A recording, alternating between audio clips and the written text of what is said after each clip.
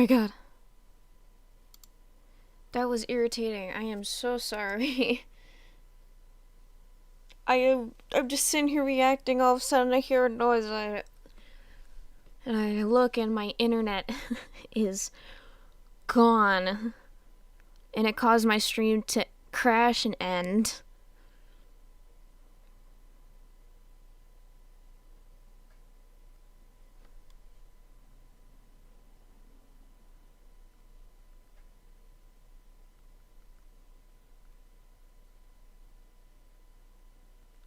Un momento, por favor. Actually, hold on. We're just gonna do that.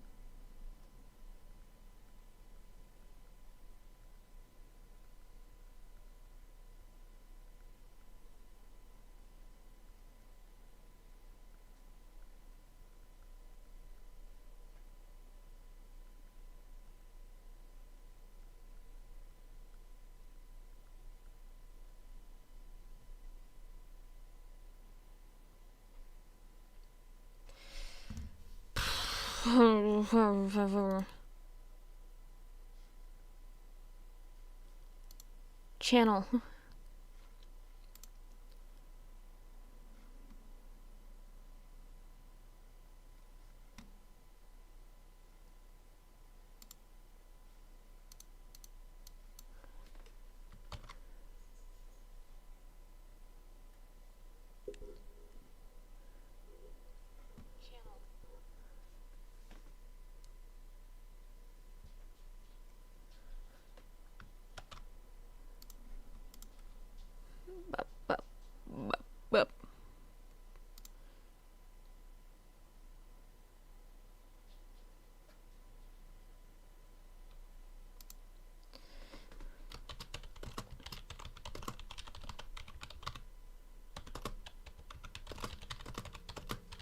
I forgot to put out a notice that I was live and streaming.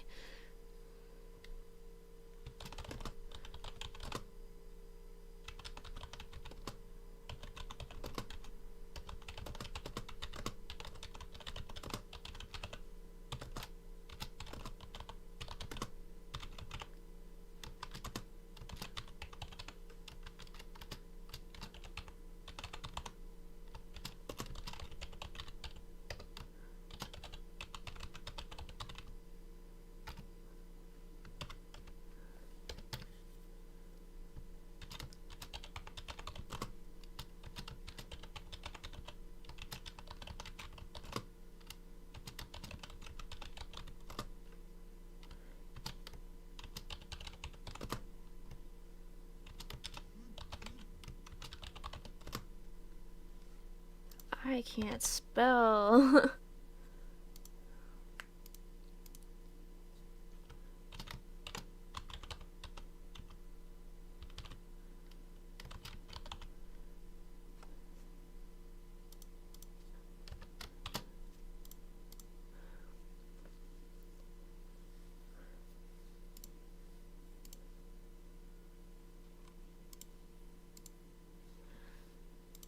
Okay, we're back. Goodness me, that took way too long. I do apologize. I'm so sorry. I didn't expect my internet to just abruptly cut off.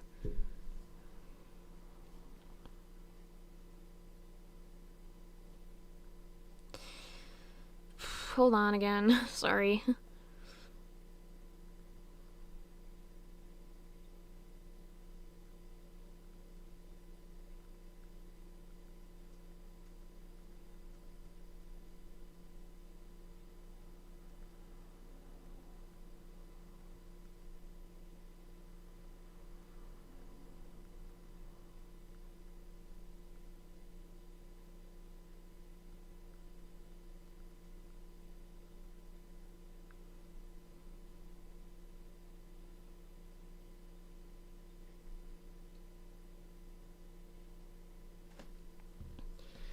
Okay, let's get started. I am back just about where it was when the stream ended.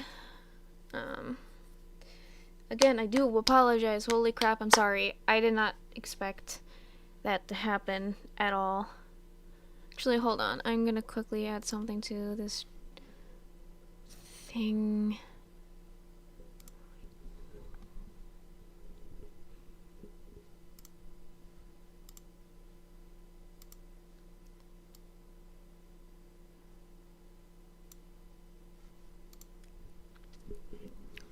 There.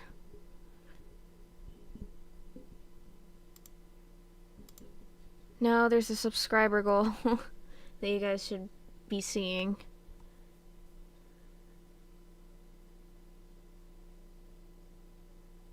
Oh, that's weird seeing it actually move over like that. Ooh, that's weird.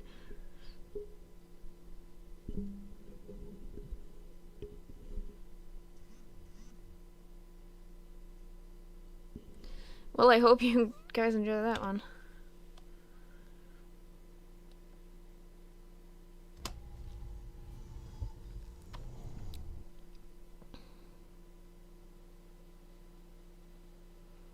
God, I love this 280p. Whoa!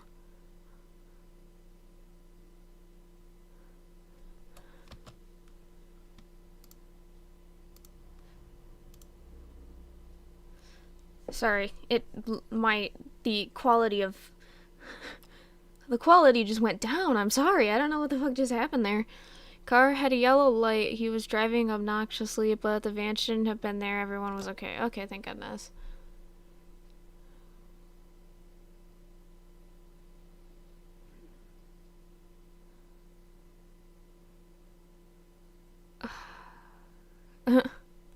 God. Whoa!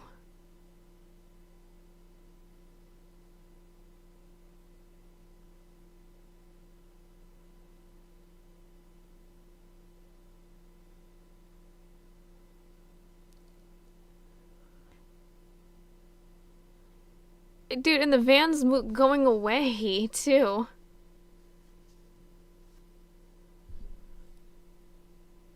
Is it? Yeah, back away.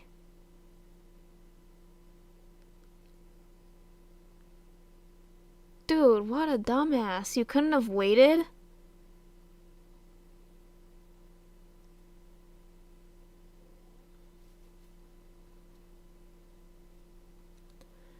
Dude, just fucking wait 2 seconds so that car gives you more room.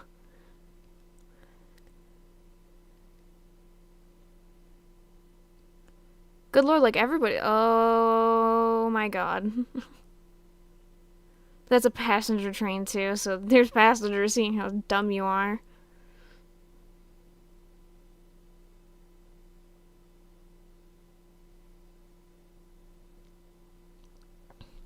If you're in the middle of a crossing, it starts ringing. Do not back up. Drive forward to get out of the crossing. Yeah, you don't back up. Most crossings in North America do not have gates on the exit side of the crossing for this exact reason. Do not ever back up in railroad crossing. Dude.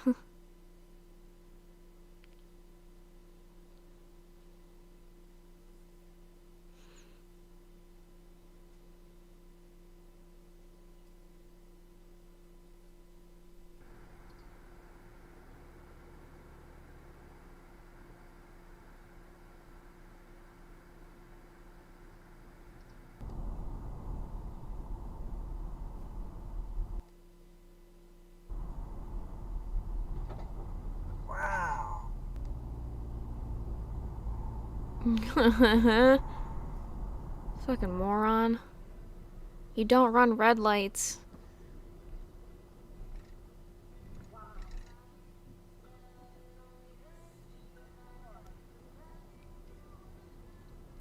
I can't. And then they went through a red light. God, what?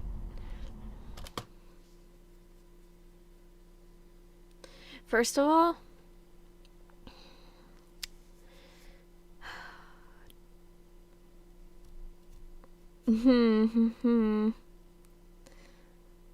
No one cares that you have some place to be. If you're in a rush, you're gonna have to keep your ass with the traffic, with the flow of the traffic. Stop being a little bitch baby and think you can get away with doing some illegal bullshit so you can, you know, get where you need to be. Jesus. God, people are so fucking stupid.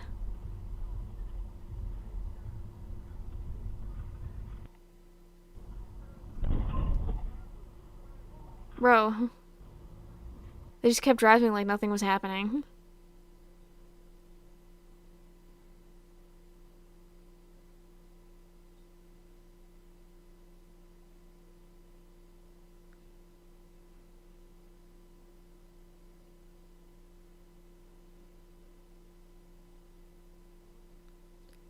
Oh my god, of course it's like a fucking sports car or some shit. Not necessarily a sports car, but it looks like one. And if you have one, you're more than likely to be an asshole like that. A Mustang, yeah, that's right.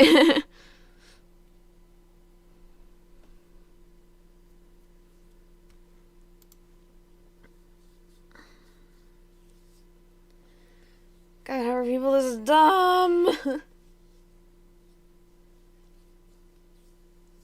Like,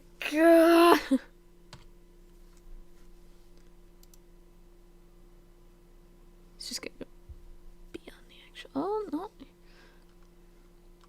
I'm still the third one, guys. Look, I'm still the third one. See, look. Uno, dos, tres. That's 1, 2, 3. I'm still the third one. So, guys, if you search up idiots in cars, there I am.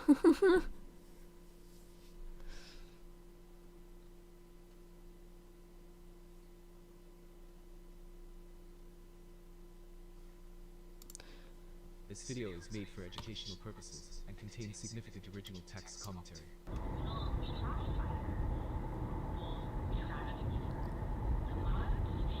What?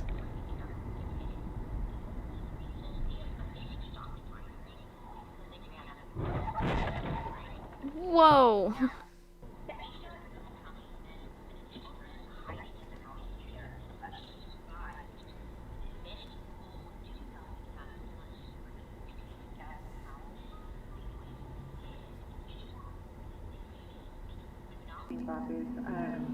She just wanted to know if you wanted your medicine sent to VA pharmacy or a different pharmacy. VA pharmacy's fine.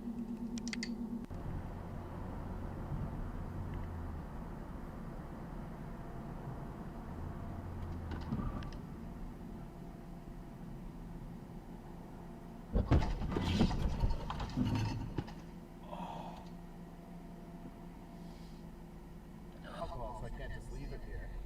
And he was like, alright, I'll do something else. He rescheduled the order. And it didn't. What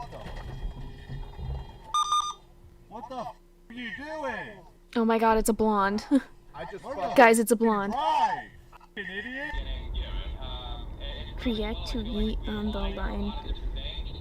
Monkey boy. First of all, nice username. Monkey. Whoa. Holy shit. Was driving through an intersection as I had the right of way when this man came shooting through the intersection. I ended up taking an ambulance ride. Airbag broke my nose, dislocated my wrist, ooh, and re-injured my left shoulder and tweaked my right hip. Driver was charged with a false report to officers, speeding in a school zone, and creating a false police report for stating that I threatened him. Am I a girl or a guy? Yes.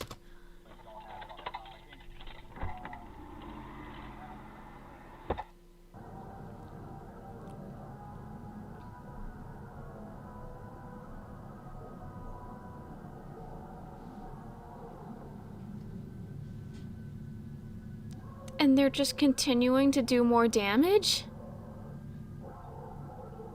They're just continuing to do more damage?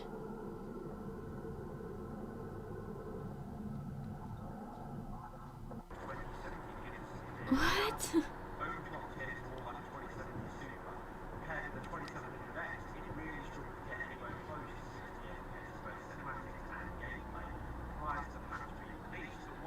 Bruh.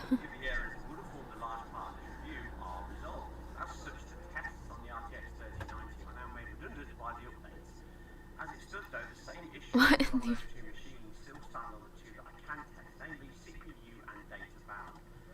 Speeding gone wrong. Should have paid attention to the slow down Memphis sign. Yeah, they really should have. This is why you... Oh, thanks for subbing. Thank you for subbing.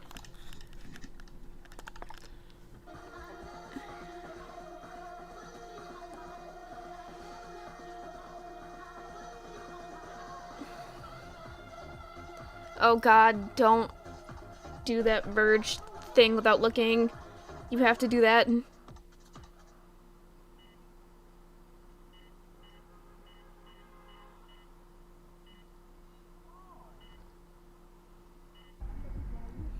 Excuse me, sir. Where did you get your license? There's a bunch of teenagers and their response was, I'm sorry, I didn't see you.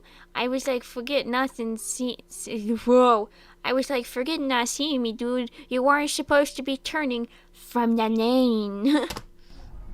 Excuse me, sir. Sir. Where'd you get your license, sir?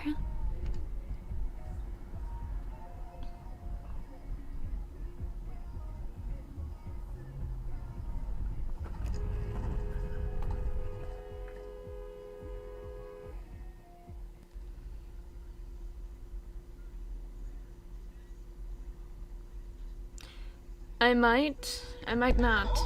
It depends on how I'm feeling. Cause I already have a schedule I sort of schedule of things I'm gonna be watching. But you know, thank you for suggesting. Maybe when I'm having a stream where I'm reacting to just bullshit, by that I mean, whoa. And by that I mean, when I don't know what the fuck I'm gonna react to.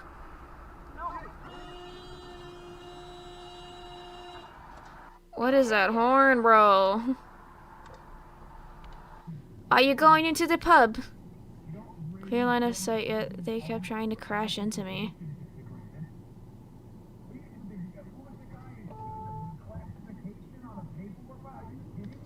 Huh? Oh, this should be good.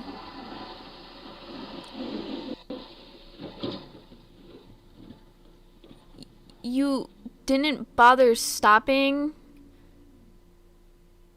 The guy that delivers my neighbor's trash can to my doorstep, then inexplicably abandons his vehicle. The dude just up and dipped. His vehicle? Seriously? What the fuck?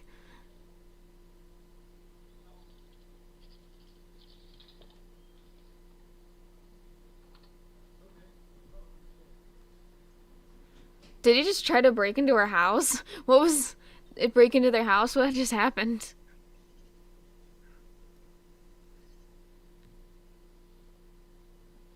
Is he straight up just walking away?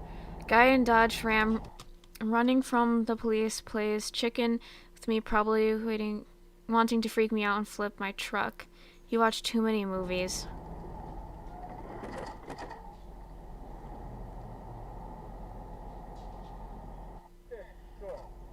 Huh? This is not how you merge.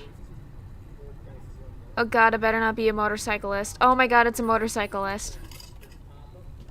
I said this in my stream over on my Twitch channel yesterday. Motorcyclists can be dumb too. Okay? It doesn't matter. Motorcyclists are dumb as well. And the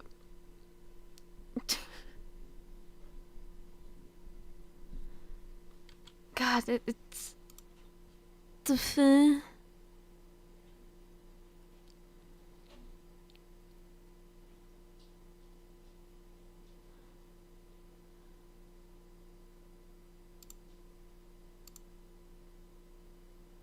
Huh.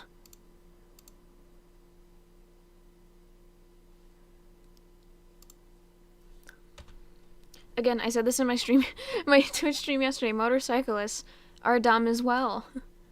Sometimes the accidents that happen with motorcyclists is the cyclist's fault.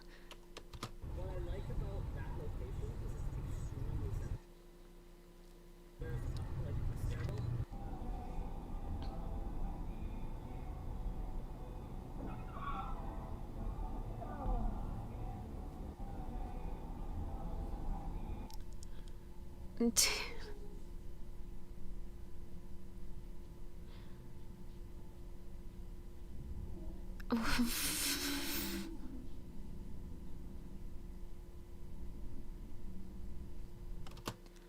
Hold on, I don't know why my checks checked.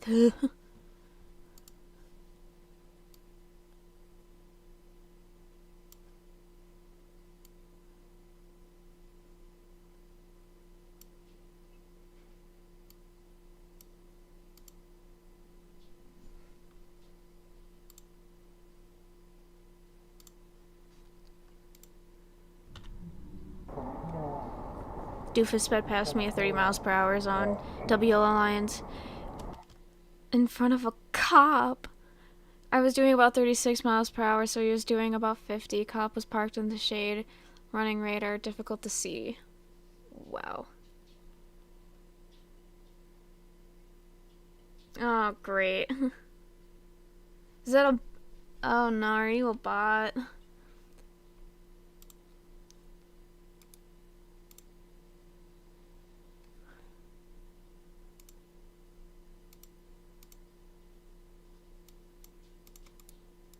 Oh god, I can't do anything.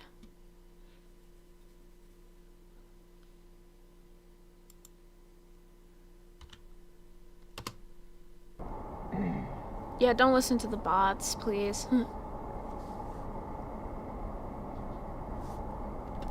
look at this.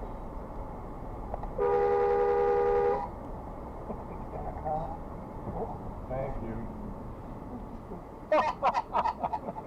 Record this. Get your camera on. Yep.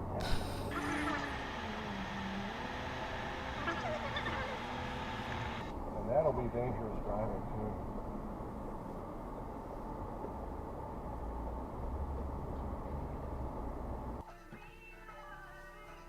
Why did they even stop? It looks like their light was green.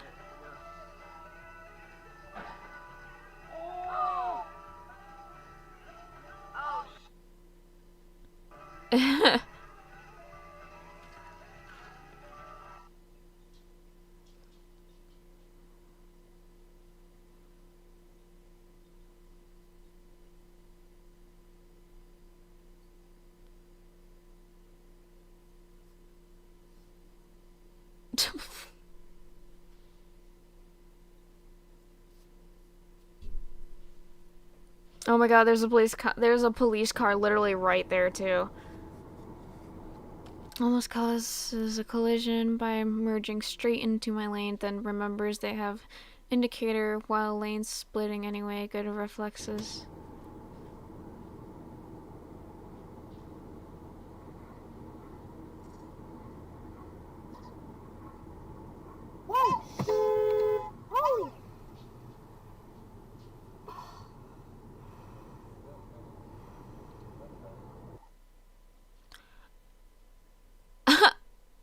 Okay.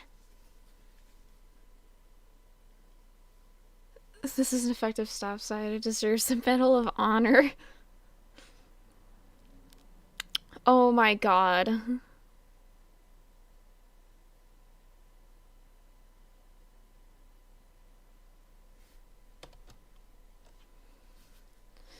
Looks like they came out of the Walgreens lot just to the left. There's so much damn road construction about right now. I wouldn't be surprised if there was a shortage of orange barrels and they thought they could still turn left through the big gap. Wow. Wow, just wow. I don't know, I'm just kind of shit numbers, so like, I didn't really with that. And in my opinion, I would think that if he was going to like de-escalate for any reason, he Oh would my god, dude. yeah, start the terror of like. Yeah, you write it down. USA truck 117235. Wow. This was just outside Salt Lake. Didn't see anything other than what was filmed. They just drove off. Dude, it sucks when they just drive off. Like the people responsible just drive off. You get in more trouble doing that. What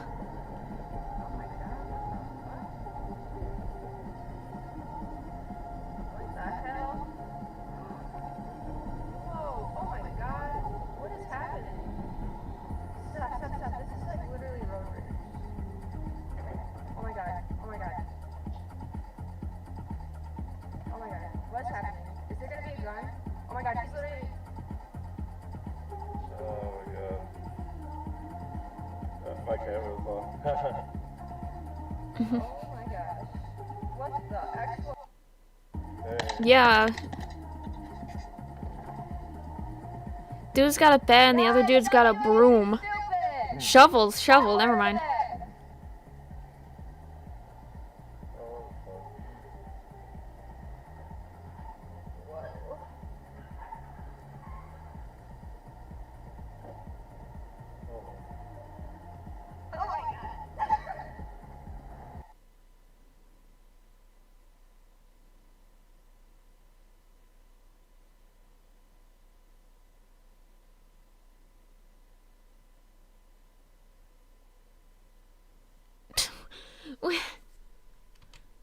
God, people are so stupid.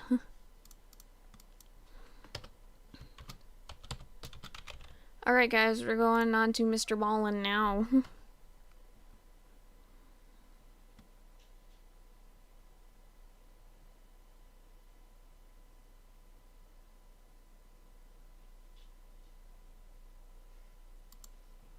Sometimes the truth is strange. Let's watch this one. Mr.Ballen, go subscribe. I'm subscribed. Go subscribe. Do it now. Than fiction. And today we're going to look at 3 stories that demonstrate that. But before we get into today's stories, if you're a fan of the strange, dark, and mysterious delivered in story format, Oh shit, hold you come on. to the right place because that's all we do, and we upload 3 or 4 times every week. So if that's of interest to you, please offer to teach the like button how to drive in your car, and then on the day of their first lesson, show up in your 18-speed transmission semi-tractor trailer truck. Also, please subscribe to our channel and turn on all notifications so you don't miss any of our weekly uploads. Alright, let's get into today's stories.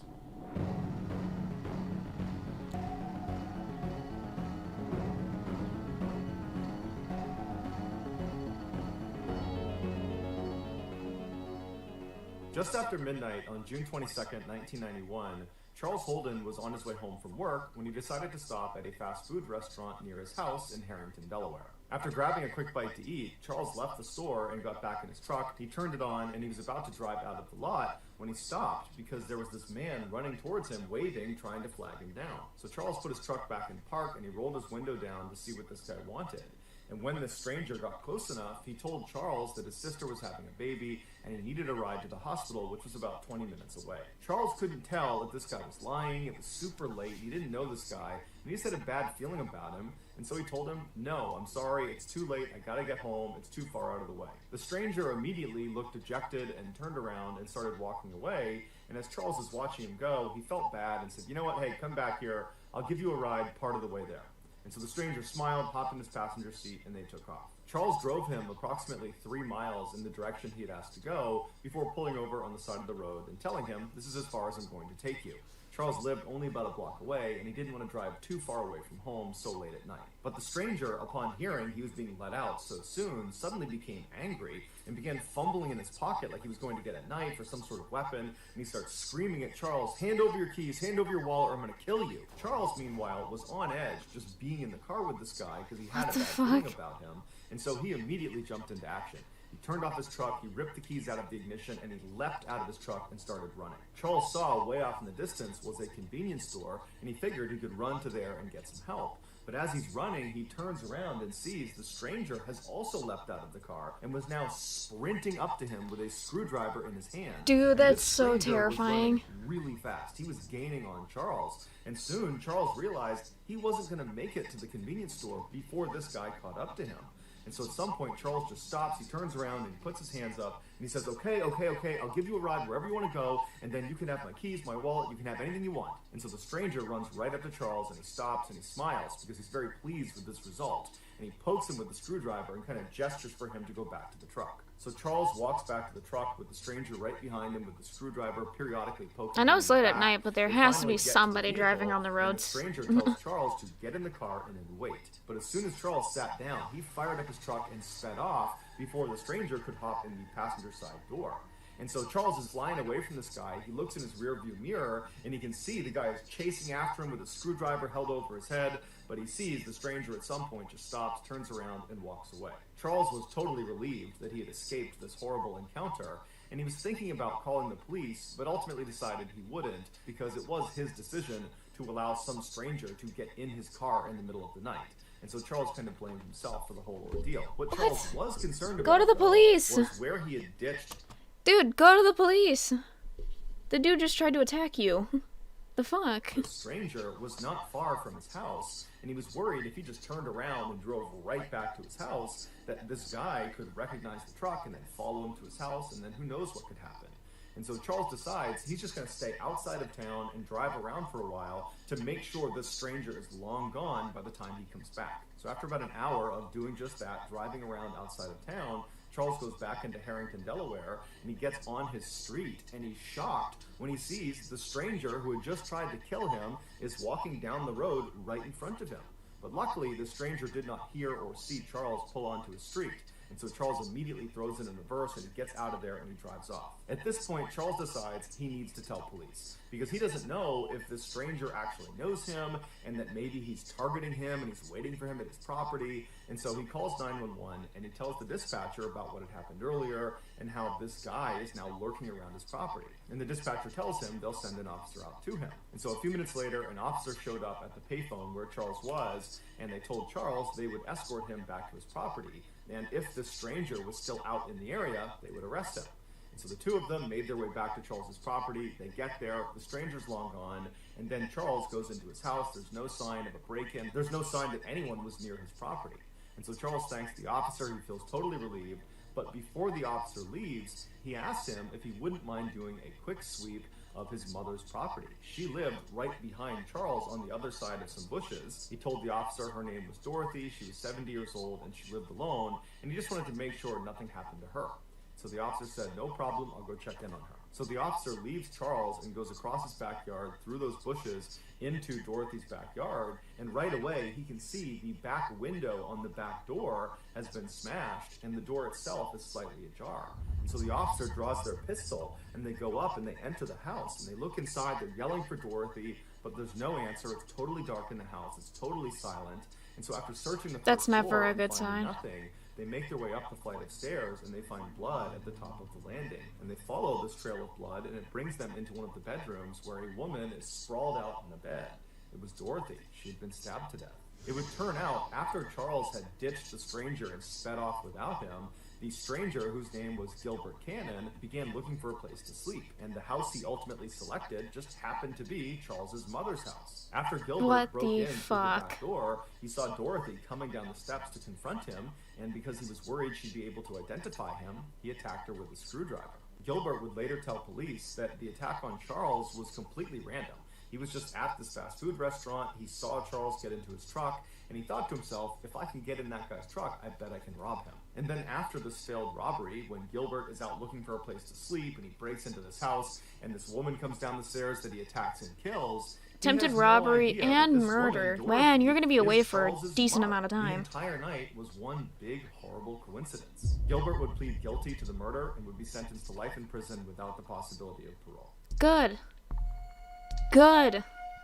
Freaking In good. 1949, 15-year-old problem child Ken Rex McElroy dropped out of school and moved to a tiny farming town called Skidmore, Missouri. There, he began his life of crime, which consisted primarily of theft. At night, he would drive his truck onto Skidmore residents' property, and he would steal their livestock, alcohol, grain, food, antiques, anything he could get his hands on and that he could sell, he would take. And if the owners ever caught him in the act, he would just raise his rifle at them and tell them to go back inside and never report it to the police or he would kill them.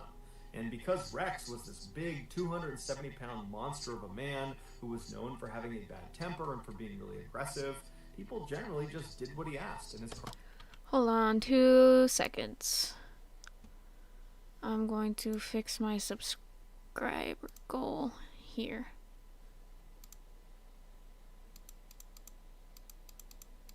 How do I change it?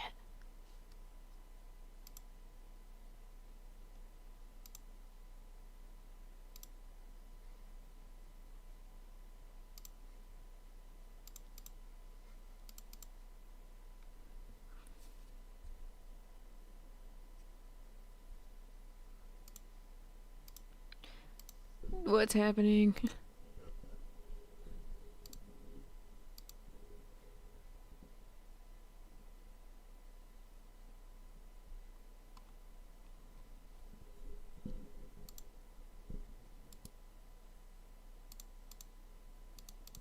Why can't I change it?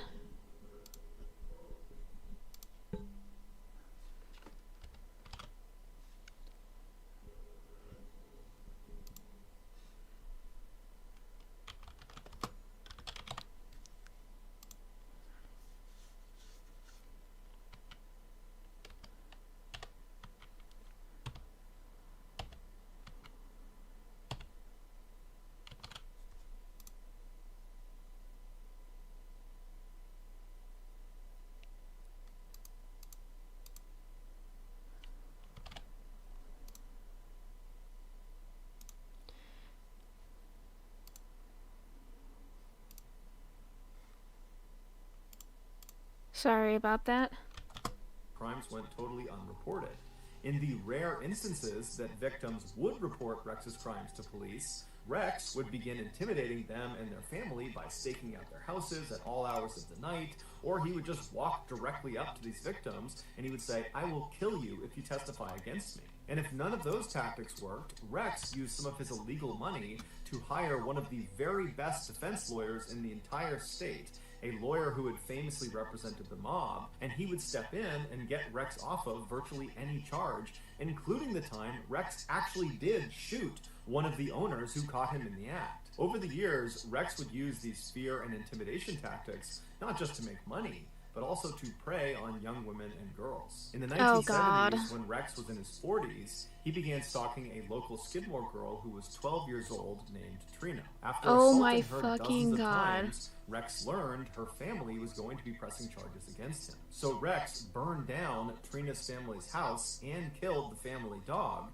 and then threatened to kill the entire family unless they signed paperwork that would legally marry their daughter Trina to Rex. This would protect him legally in case they pressed any charges against him. After the family finally relented and signed off on the marriage, Trina was forced to come live with Rex at his house, and within 2 years she became pregnant. After the birth of her child, she took her baby and tried to run away from Rex, and she ran back to her family's new house, and she was hiding there, but Rex tracked her down. He took her and their baby back, and then Rex proceeded to burn her family's house down again, and again killed their new family dog. By the end What of the in the fresh 1970s, hell? Rex wasn't only just the most hated What the fuck, dude? What is...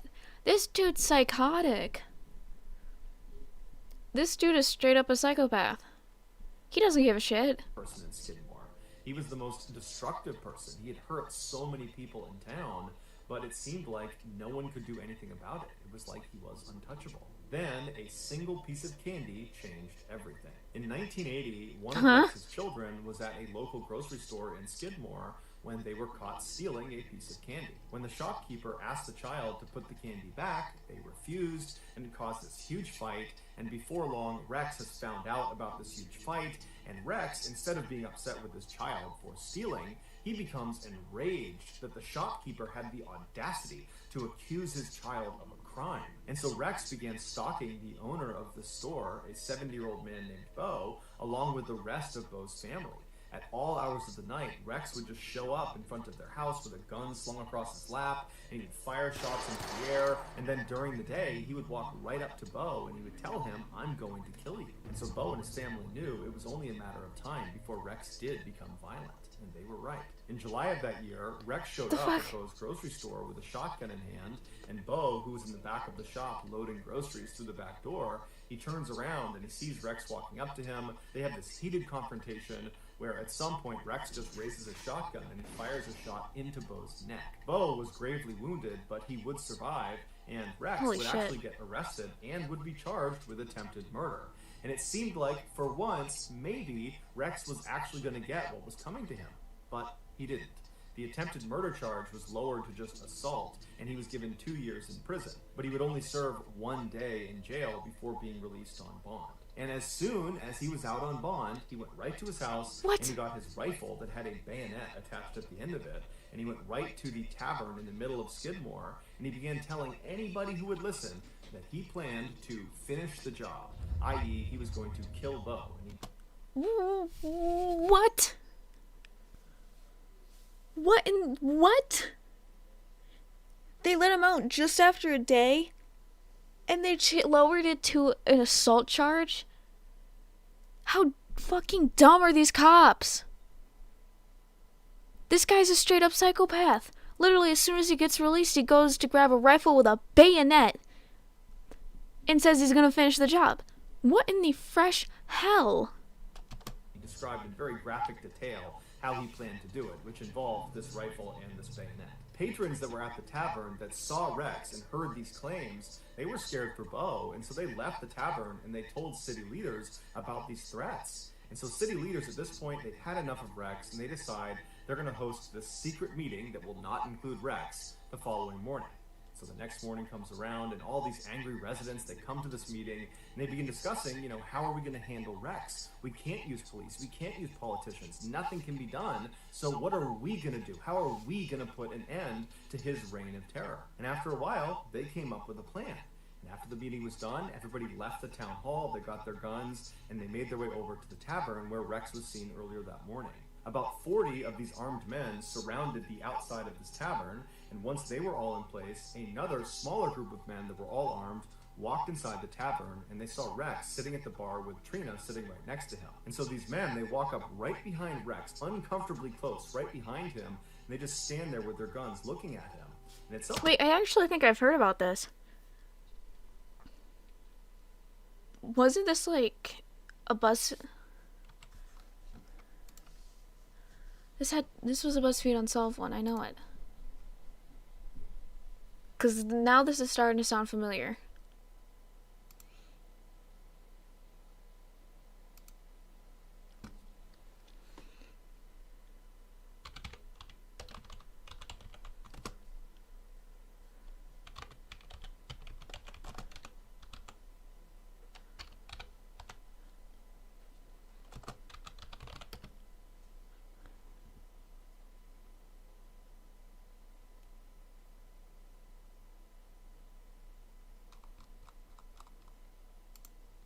So what's the name of this one? This story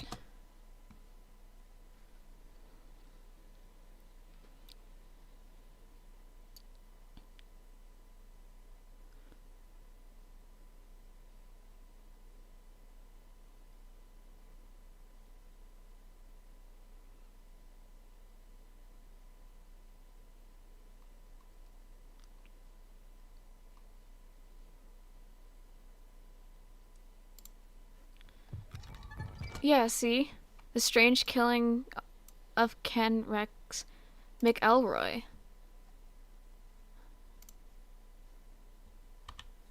At some point, Rex turns around and sees them, and he's about to lash out and start fighting them, but he realizes he's totally outnumbered, and these men that are standing all around him, they look like they mean business. And so he stands up, he grabs Trina, and he brushes past them, trying to act tough, and he walks out of the tavern.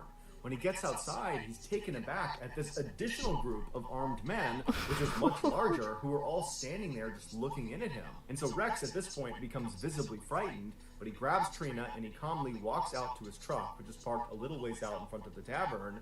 He gets in the driver's side, she hops in the passenger side, and Rex lights a cigarette up, he turns on his truck, and he's about to try to drive away when a gunshot rings out, and Rex immediately slumps forward onto his wheel. One of the Skidmore residents runs up to the truck, they open up the passenger side, and they grab Trina, who was unhurt, pulled her out, and rushed her to safety. Once she was clear, the other residents with their guns just moved in on the truck, and for 20 seconds they opened fire on Rex. After the shooting was over, nobody called an ambulance. Everyone just stood there and watched as the town bully died. In all, there were 46 witnesses that were there when Rex was murdered, but they all said they had either not seen the shooting or they didn't know who the shooter was. And despite a lengthy federal investigation, none of the witnesses ever changed their stories. And so as a result, no one was ever charged with Rex's murder. Years later, a Skidmore resident, when asked what happened here, they just said that man needed a killing. Wow.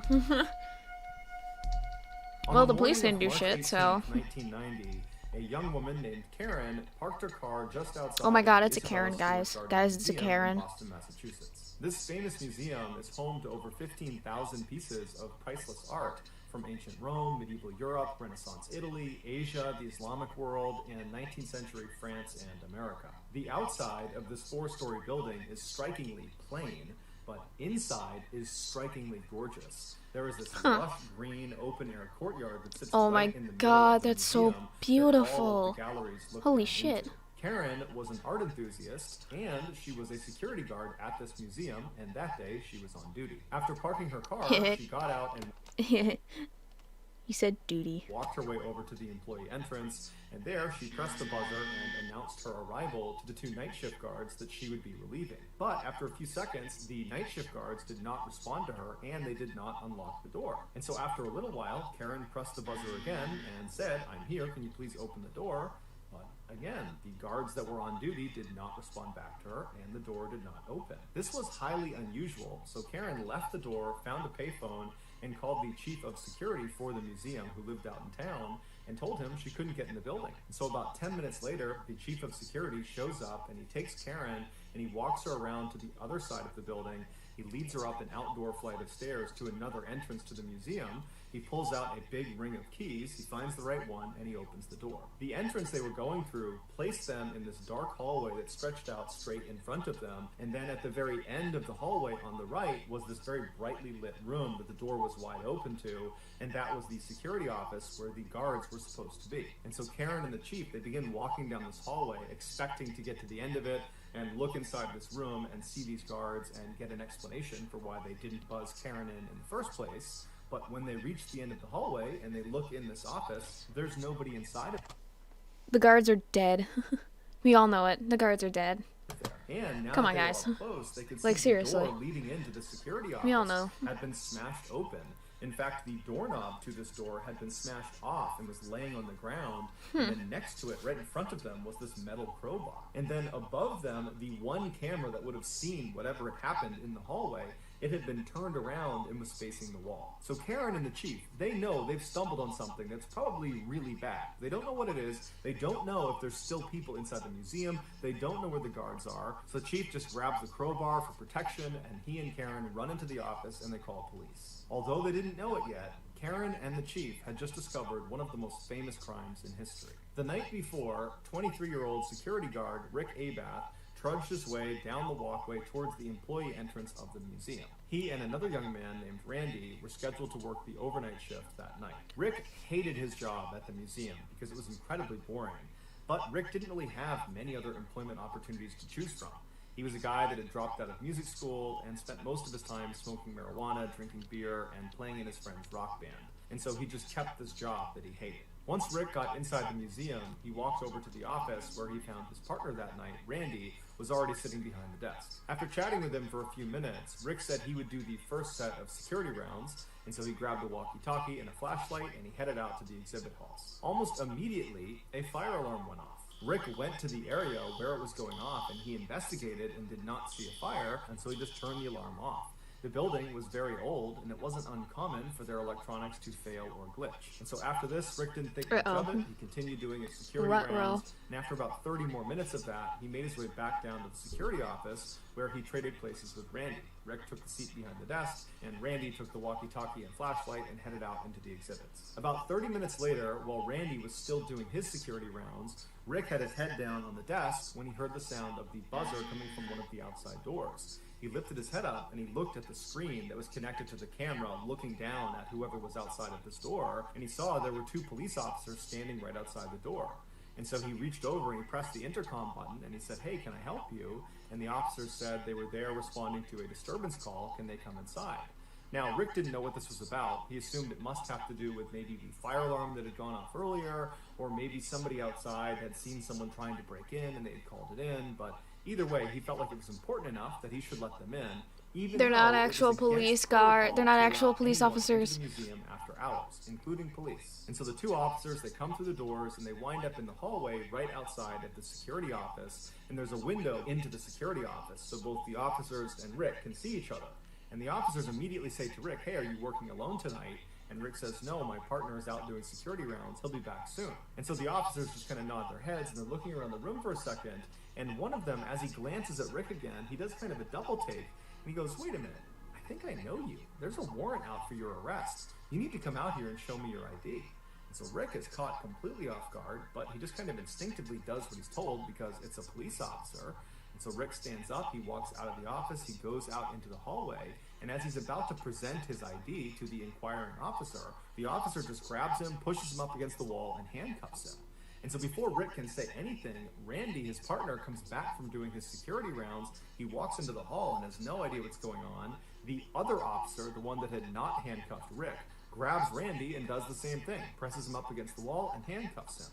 And so as Randy and Rick are standing there up against the wall with their hands behind their back, they're looking at each other, they're looking around thinking, what's going on here? And at some point, Randy just blurts out, "Why are we being arrested?" And that's when one of the officers just says, "Oh, you're not being arrested, you're being robbed." Rick and Randy were led by the imposter cops down into the basement of this building where they were bound I knew it. and gagged with They duct weren't real tape. cops. And then these two thieves proceeded to spend the next 81 minutes walking all around the museum, ultimately stealing 13 pieces of art before destroying the security footage and then fleeing the building. Rick and Randy were discovered unhurt later that morning by police, still tied up in the basement. Despite dozens of suspects, numerous viable theories, and a massive monetary reward, these two art thieves were never caught and remain at large today. As for the 13 pieces of stolen art, one of which includes the extremely rare Rembrandt painting called The Storm on the Sea of Galilee, which is his only seascape in existence, they are still unaccounted for. And combined, they are worth a staggering $500 million. So that's going to do it, guys. If you found the secret in today's episode, let us know in the comments section what it is. And Oh my god.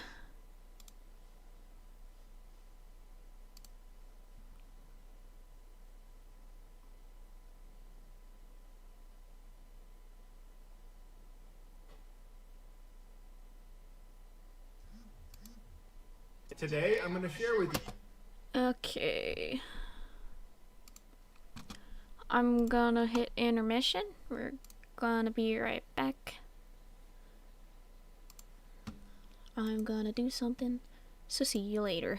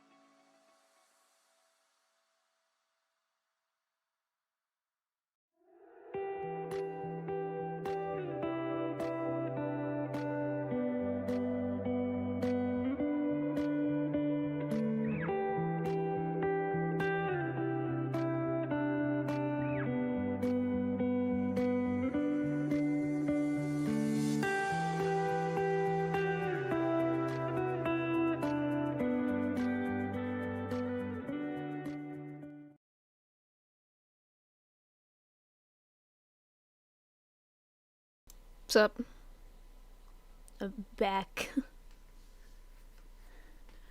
I'm back, losers. Let's go.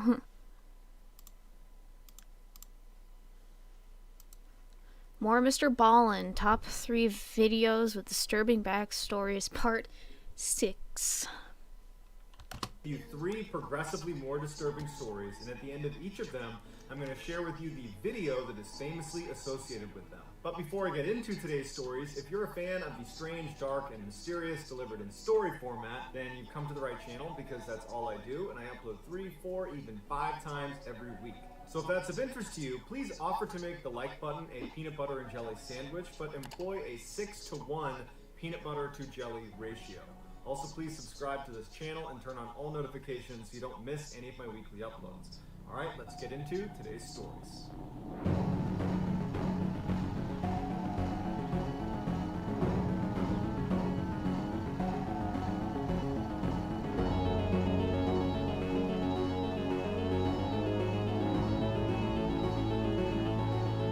In June of 2015, 30-year-old mother of 2, Lisa McKenzie, lived in what she called a safe neighborhood in Bridgend, Wales. One day when she was cleaning up her kids' toys in her backyard, she noticed something strange about her back door. She thought maybe one of her kids had taken paint and slapped it across the back door, or perhaps it was even mud. But then when she walked up to the door itself, she could tell that there were 2 very deep gouges in the door right next to the locking mechanism. Also, the key portion of the lock had loads of scratches all over it. Initially, she thought maybe these have been here the whole time and I just haven't noticed them until right now. But when she looked at the 2 gouge marks in the door, they looked fresh. Since she did not own a dog and didn't know of any other dogs in the area that might come into her property that could have scratched up the door, she figures, okay, it's gotta be my kids. So she calls her kids. Hold on. I'm just gonna get rid of my subscriber goal.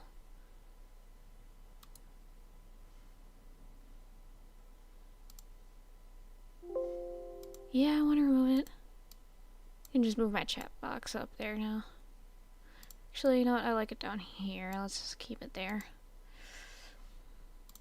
Sorry, I keep fidgeting with my stream setup the entire live stream. Goodness. I'm a professional streamer, guys. Can't you tell? Kids outside, and she points at the marks on the door, and the kids swear they didn't do it. And they say, I don't remember ever seeing that. That's new. At this point, Lisa has this sinking feeling that someone must have tried to break into our house. But she doesn't want to scare her kids, so she tells them to go back in the house. They go inside, and she's oh standing god, behind the not door, another and she's bot. looking at the marks, thinking like, what do I do? And she notices in the bushes right next to the door, there's something silver sitting in the bush. She bent down and picked up a wire that she immediately recognized as a windshield wiper insert, because she had recently had to replace her windshield wipers because one of the inserts was missing. She also noticed this wire that was very rigid had been bent up at the end like a hook. And it was at this point that Lisa went from maybe someone's trying to break in to definitely someone just tried to break in. They're using the wire from my windshield to try to defeat the lock. Lisa didn't make much money. Guys, ignore the bot, money please. she went out and got the most expensive, sophisticated surveillance camera that she could put on the back of her house to monitor that back door. And in addition to the camera, starting that night, Lisa began compulsively checking every door, every lock, every window, everything that could secure the house. She would check 3, 4, 5 times before going to bed every single night. And then the next morning, she would get up and she would review the footage from the night before. And for the next several weeks, no one tried to break into her house. There was no suspicious activity recorded on the camera. Everything was normal. Until Monday, July 13th, when she woke up and noticed her back gate, not her door, but the gate leading into her yard, was slightly open. Now, because she was obsessively checking every door, every window, every lock, that included that gate. Meaning the night before, she had triple checked that that gate was shut and locked. So for it to be open right now meant something had happened the night before. And so without even going outside, she goes right to her security camera footage, and she would say that what she saw made her physically ill.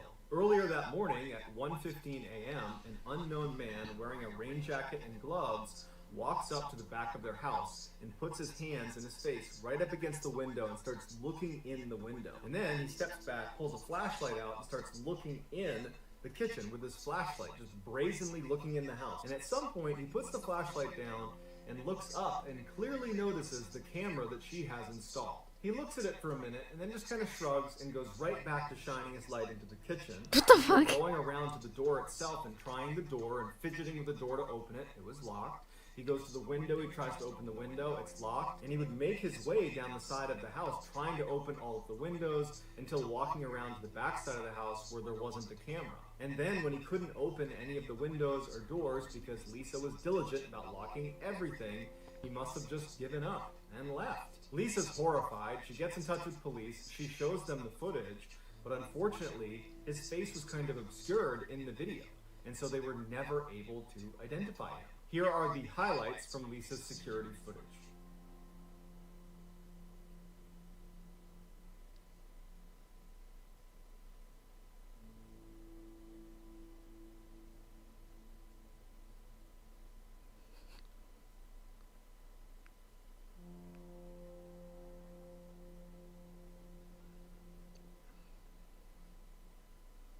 Bizarre. On September 8th, 2017, 19-year-old Kanika Jenkins, along with her 3 friends, were driving to the Crown Plaza Hotel in Chicago, Illinois. It was a Friday night, and the girls had been invited to a big birthday party on the 9th floor of the hotel. They arrived at the hotel around 11 p.m., and by the time they got up to room 926, the room was packed with their friends, the music was loud, and the drinks were flowing. A few hours into the party, a witness would tell police that when they went up to give Kanika a hug, she could barely stand, she was so intoxicated. Another witness said when everybody was up dancing. That's weird.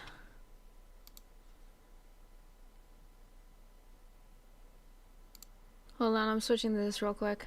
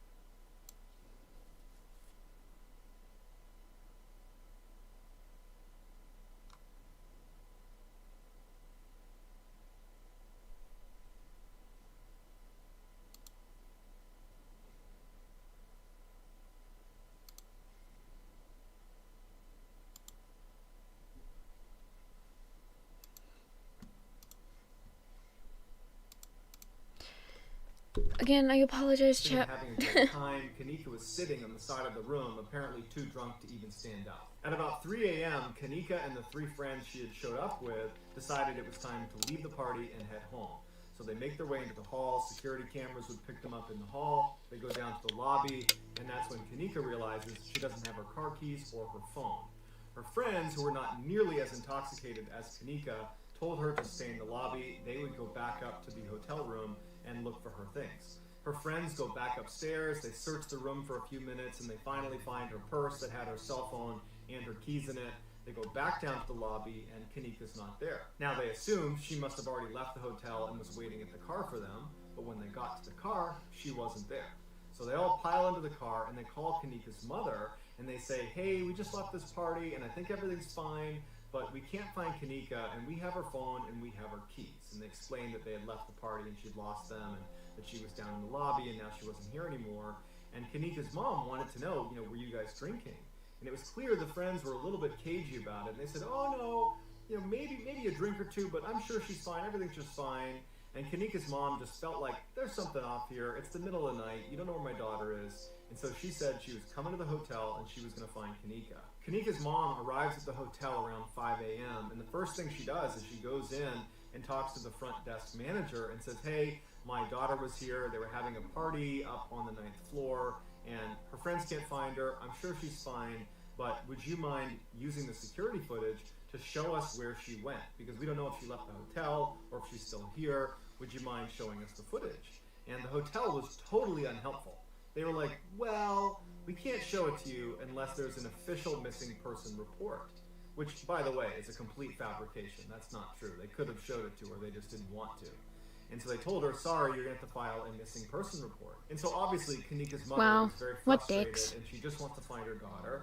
So she leaves the hotel and she calls police. And she asks them, can you please come down to this hotel and get them to show us the security footage because we can't find my daughter. The police were willing to help, but they viewed this as, you know, your daughter was at a party, she's probably with her friends somewhere, she's bound to show up, she probably went to another room, and they advised her that she should just wait a couple of hours, see if your daughter turns up, and if she doesn't, call us back. Kanika's mom is now doubly frustrated that there's no one who's going to help her, and so she decides that she's going to search for her daughter on her own.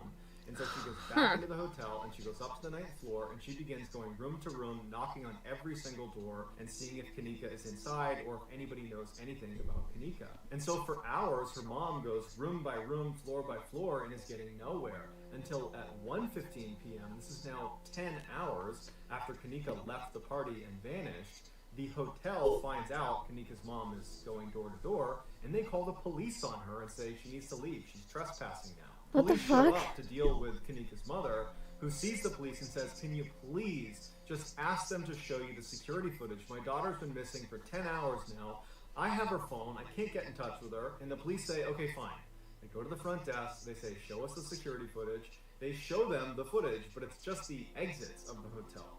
And they see Kanika going inside, but they don't see anybody leaving.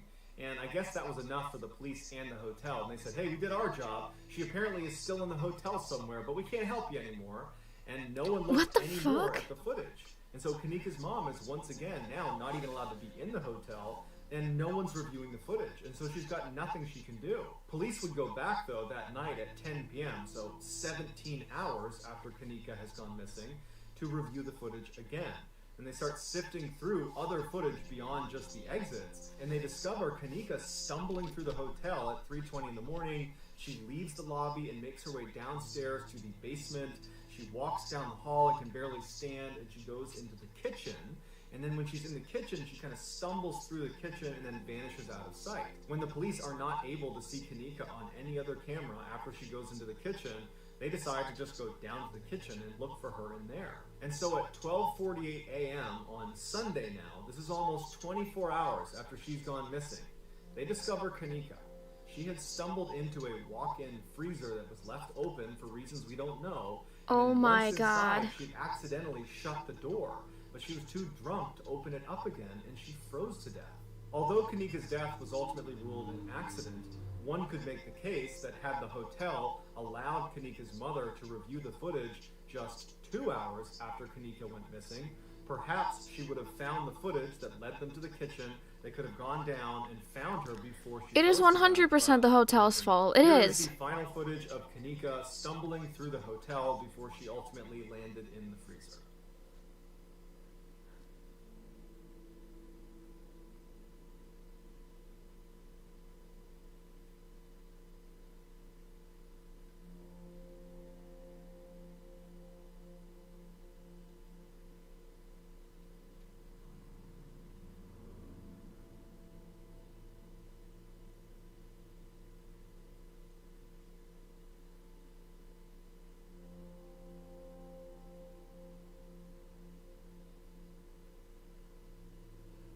In the early 1970s, a man named Marshall Applewhite was fired from his music Marshall studio for Applewhite? having an inappropriate relationship with a male student.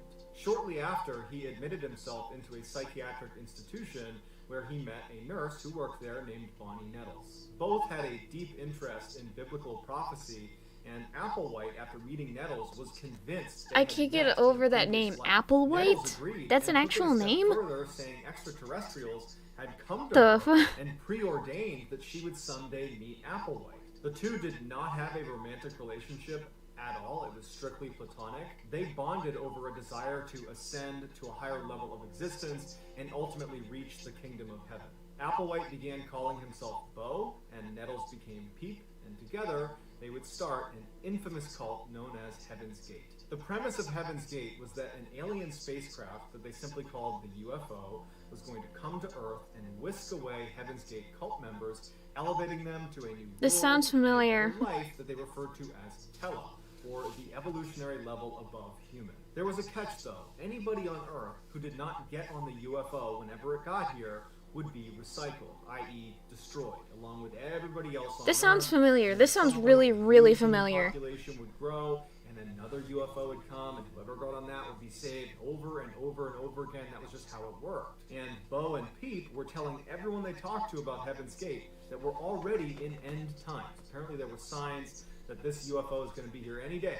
And so now is the time to join the cult. And so by 1975, Bo and Peep had recruited 20 people to be a part of their cult, which meant they gave up their families, they gave up their possessions, they basically gave up everything in their life and moved to Colorado to live in total poverty as they waited for this UFO to arrive. For 10 years, cult members waited and waited for this UFO that never showed up. And Bo and Peep are aggressively reminding people that this is the path, you just gotta stay the path.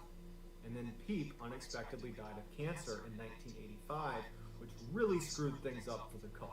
In their doctrine, it was destiny that Bo and Peep would get on that UFO and make their way to Tela, the evolutionary level above human. That was their destiny. And now This sounds Peep so has familiar. died on planet Earth. She did not get on the UFO. She did not ascend to Tela. She will not get to Heaven's Gate.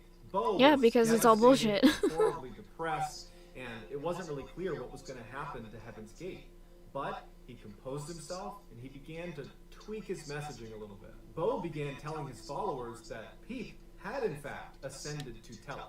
Yes, she did not get on the UFO. However, the aliens must have given her a signal that if she leaves behind this human body, this mere vessel, you'll still ascend to Tela. Basically, he was preaching to them, if you just end your own life at the right moment, you can go to Tela too. Oh But no, that Bo is a didn't bad really know message. what the right moment was. He didn't know what the trigger was going to be. Until 1995, when astronomers discovered the Hale-Bopp comet was going to be passing by Earth 2 years later in 1997. And Bo saw this as the trigger. The UFO was going to be hiding behind the trail of this comet, and for sure, Peep was riding on that UFO, and as soon as it passes by Earth, we need to ascend. And so fast forward this to is March such bullshit. 26, 1997, as the Hale-Bopp comet passed by Earth, 39 of the Heaven's Gate cult members, including Bo, they began their journey. Bo told them they would be exiting the Earth in 3 groups. And so on March 26th, Group 1 entered their San Diego mansion and consumed applesauce mixed with barbiturates, followed it up with a whole bunch of vodka, and then put a bag over their head and waited for death. Then on March 27th, Group 2 entered the San Diego mansion, knowing full well what they were walking into. They all had specific jobs of how they were going to clean up the mess left from Group 1. They cleaned it up. Then they picked up the Group 1 members and placed them in beds and put a purple cloth over their face. Before What the they, fuck? Group 2, consumed their own applesauce mixed with barbiturates and put a bag over their head and waited for death. On March 28th, the third group That just entered sounds the so San awful. Diego mansion, and this No. included Bo, and they did the same cleanup as Group 2. They put the Group 2 deceased members in bed as well, and then they consumed applesauce and barbiturates, followed it up with vodka, bag over their head, waited for death. Bo had given special instructions to 2 of the members that were within that third group to wait until he had exited Earth and take special care to put him in a specific bed, organized a certain way, and then when they consumed their own applesauce and barbiturates followed up with vodka, they should do that in their bed because they're the last 2. There's nobody else to move them. When a former cult member stopped by the San Diego mansion to check in on the cult, they went inside not knowing what they were up to and found all 39 cult members deceased, laying in bunk beds with identical black and white Nike running shoes on their feet with purple shrouds over their bodies, and they were all wearing matching armbands that read Heaven's Gate Away Team. Just hours before they exited the Earth, each of the groups would perform exit interviews where they would record themselves talking about why they were doing this, why it was important, and what they expected on the other side. They are remarkably cheerful and happy considering what they all know they are about to do. Here are some highlights from those exit interviews. Okay, we have Thirsty with us, and I believe that we chose the name Thirstoid because you wanted Lena to thirst for next level knowledge. Is that correct? That's right. I know my vehicle's, or this vehicle that I'm wearing is, pretty nervous, pretty scared. Some may say, well, boy, it's quite a irreversible step.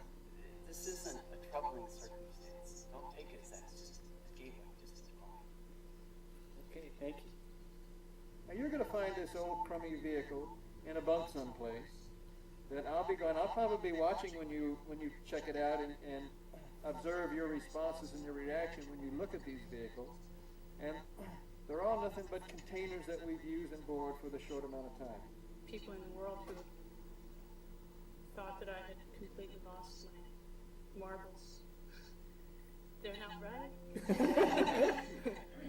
So that's going to do it, guys. Let me know what you thought of these 3 stories in the comments, and I will pin the best comment at the top of the comment section. If you enjoyed... Oh my god. People. People, what are you doing?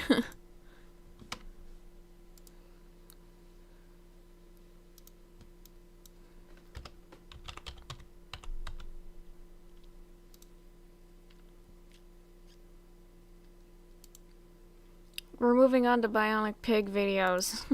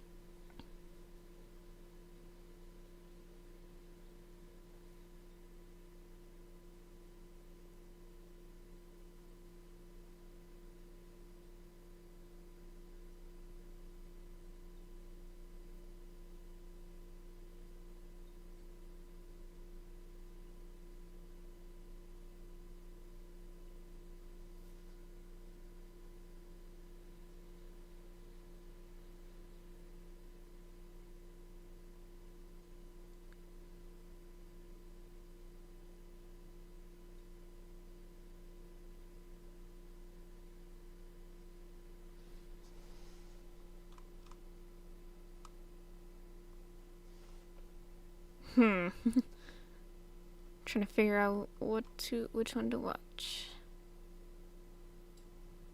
Let's watch him react to cursed TikToks. What up, Pig fam? It's your boy, that one dude you watch on the internet occasionally, aka the Bumper Sticker King. Yes, you can buy bumper sticker merch now on my website. If you're gonna put a bumper sticker on your car and look like a complete idiot, you might as well be supporting something that actually matters, my YouTube channel. But anyway, are you guys ready for some epic crunch? And that means more TikTok, TikTok, TikTok, TikTok, TikTok, TikTok, TikTok. Dude, bro. TikTok, TikTok, TikTok, TikTok, TikTok, TikTok, TikTok. So gradually, TikTok is just turning into how Vine used to be. You know, there are some good TikToks, there are some funny TikToks, but there is still a majority of very painful to watch TikToks. Now, I will Yep. agree, from the last time anyone's really talked about TikTok, it has gotten better.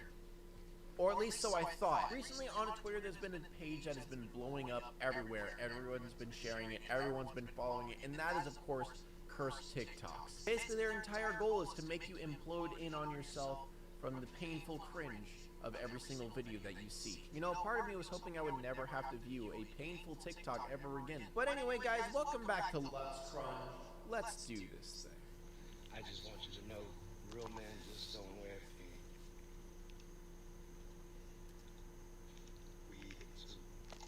Gross. I mean, honestly, you did everything Yeah, correctly. that was gross. He had the fat lip bite, and then the licking the lips. Basically, any woman who sees any man bite the lip and lick his lips right after, it's just an instant waterfall. You can't beat it. It honestly is incredible how there's people that genuinely do this shit and they think, man, I'm making so many females moist right now. Licking. Oh, you like that, bitch?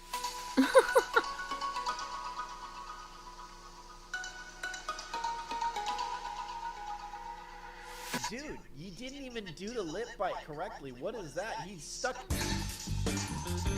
What is that? Now, obviously, Brian here was trying to be what the kids call Daddy AF. Now, I don't know about you, but that bald spot hanging out in the back of your head, and then the really awkward lip bite, well, I guess you're trying to give a sexy look, but it more feels like you're trying to stare into my soul. Maybe rape me with your eyes. I don't really consider this to be Daddy AF. If I make a Daddy AF TikTok, and you all get turned on, you gotta turn on notifications.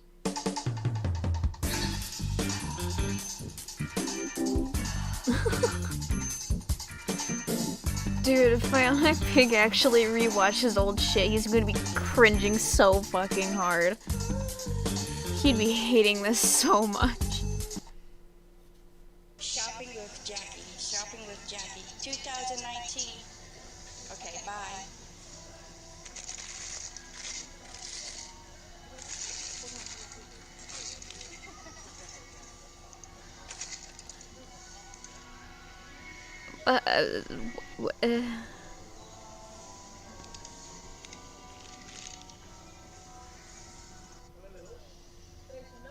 W. I'll be honest, there are so many things I love about this. Is probably my favorite TikTok I've ever seen in my life. She says shopping with Jackie twice, and then she says bye, but then she continues to shop. She doesn't even like get anything, you know? She looks at things, but she doesn't buy anything. Like, she holds up a bag of Tum, like details it out, makes it like, this is Tum, and then she just sets it right back. Or what is she doing? Is she looking with Jack? That's not shopping. Okay, again, regarding three-ways. Whoa, Granny! You be hitting three-ways that much? That you're giving tutorials to children? And she said again, is this like a regular occurring series that she has, a series of threesomes? Don't go into it with anybody that has an emotional attachment to you. At all. Trust me, I've been there, done that. You'll screw up your marriage, screw up a relationship. Imagine her kids and her grandkids seeing this. Like their grandmother talking about threesomes. Been there, done that. Bad idea. It's gonna ruin your marriage. I wonder how many marriages she ruined. That's a freaky ass grand though. I'd be down. I'd be down.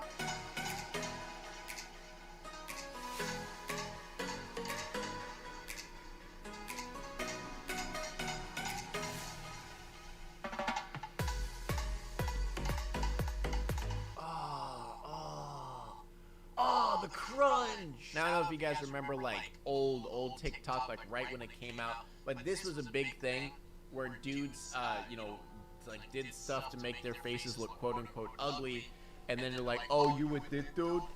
Well, check this out, and then like cut to them like, what's up? And obviously I cut out the audio because, you know, I like making money on my videos and I don't want to get copyright claimed. You know, I've seen people do like fake acne or fake like hair all up, fake glasses, you know, they're trying to look like nerds. But why are you putting shaving cream on your face? Who knows? It might be sour cream. Are you implying that ugly people just leave sour cream all over their face and their hair? Is that what ugly people do?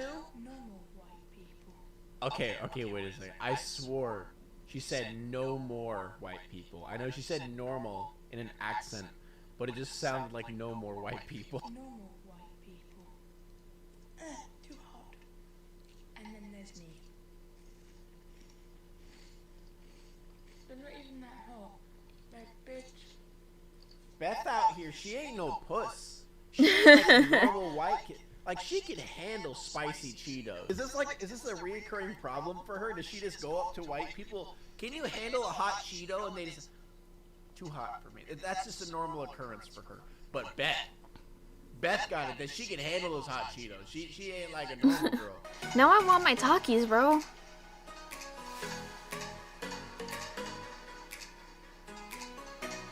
Oh man. Dude was like a 15-year-old white boy. I mean, obviously I bleeped out the audio, but like, it still doesn't make sense. What was he trying to do? Like, he humped the air, and then he's like, nah, man, that air's too soft. That air ain't tough enough. It ain't hard enough, man. So then he grabs the door and humps it. You implying that you have sex? You're too young for that. You can't have sex. You're underage. That's not how it works. You're gonna get your dick cut off. That's how it works when you're underage. And trying to have sex, you just get your penis cut off. I've actually seen these TikToks a lot lately. It's just two like brothers or dudes that have like their hair the same. They kind of look the same, and they do these like sad things, and they're normally in a different language. But they're just they're just sitting there staring at the screen and just like have a sad song, and then they make like sad faces. That's basically all they do. I will never understand it.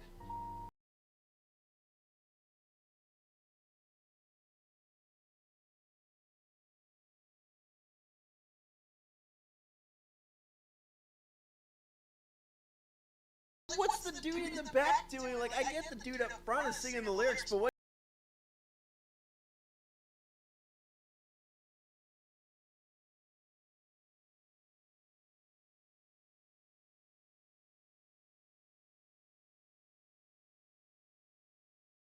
Now, dude, I'm so crying.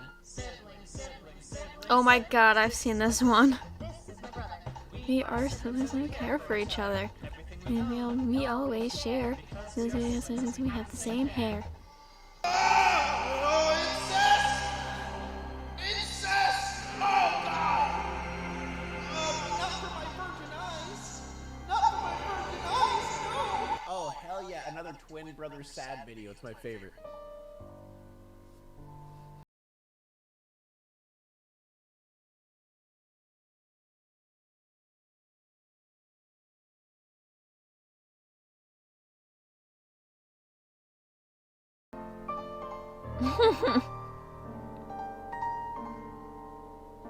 Guys, can I just take a second to just say, we live in a society, and that needs to change, right? We can't be having these problems in the future. We keep polluting everything, you know?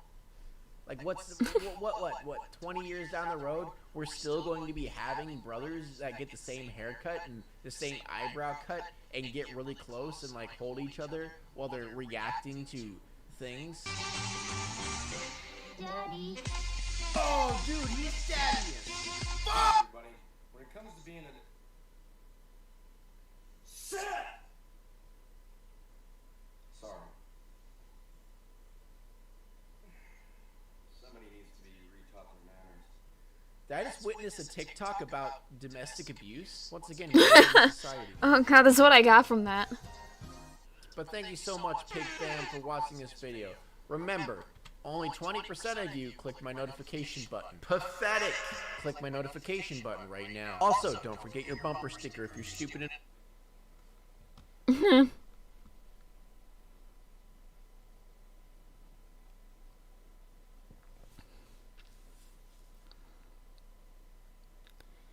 As you can see, I've watched a lot of these. Well, this one looks like Ladies and gentlemen, shit. Halloween is almost here. Do you want to sit there and keep looking like a complete idiot? No! Go to SagGirlApparel.com and use code SPOOKY to get 15% off your order. And get this Halloween sweater now because it's only for a limited time. Get it.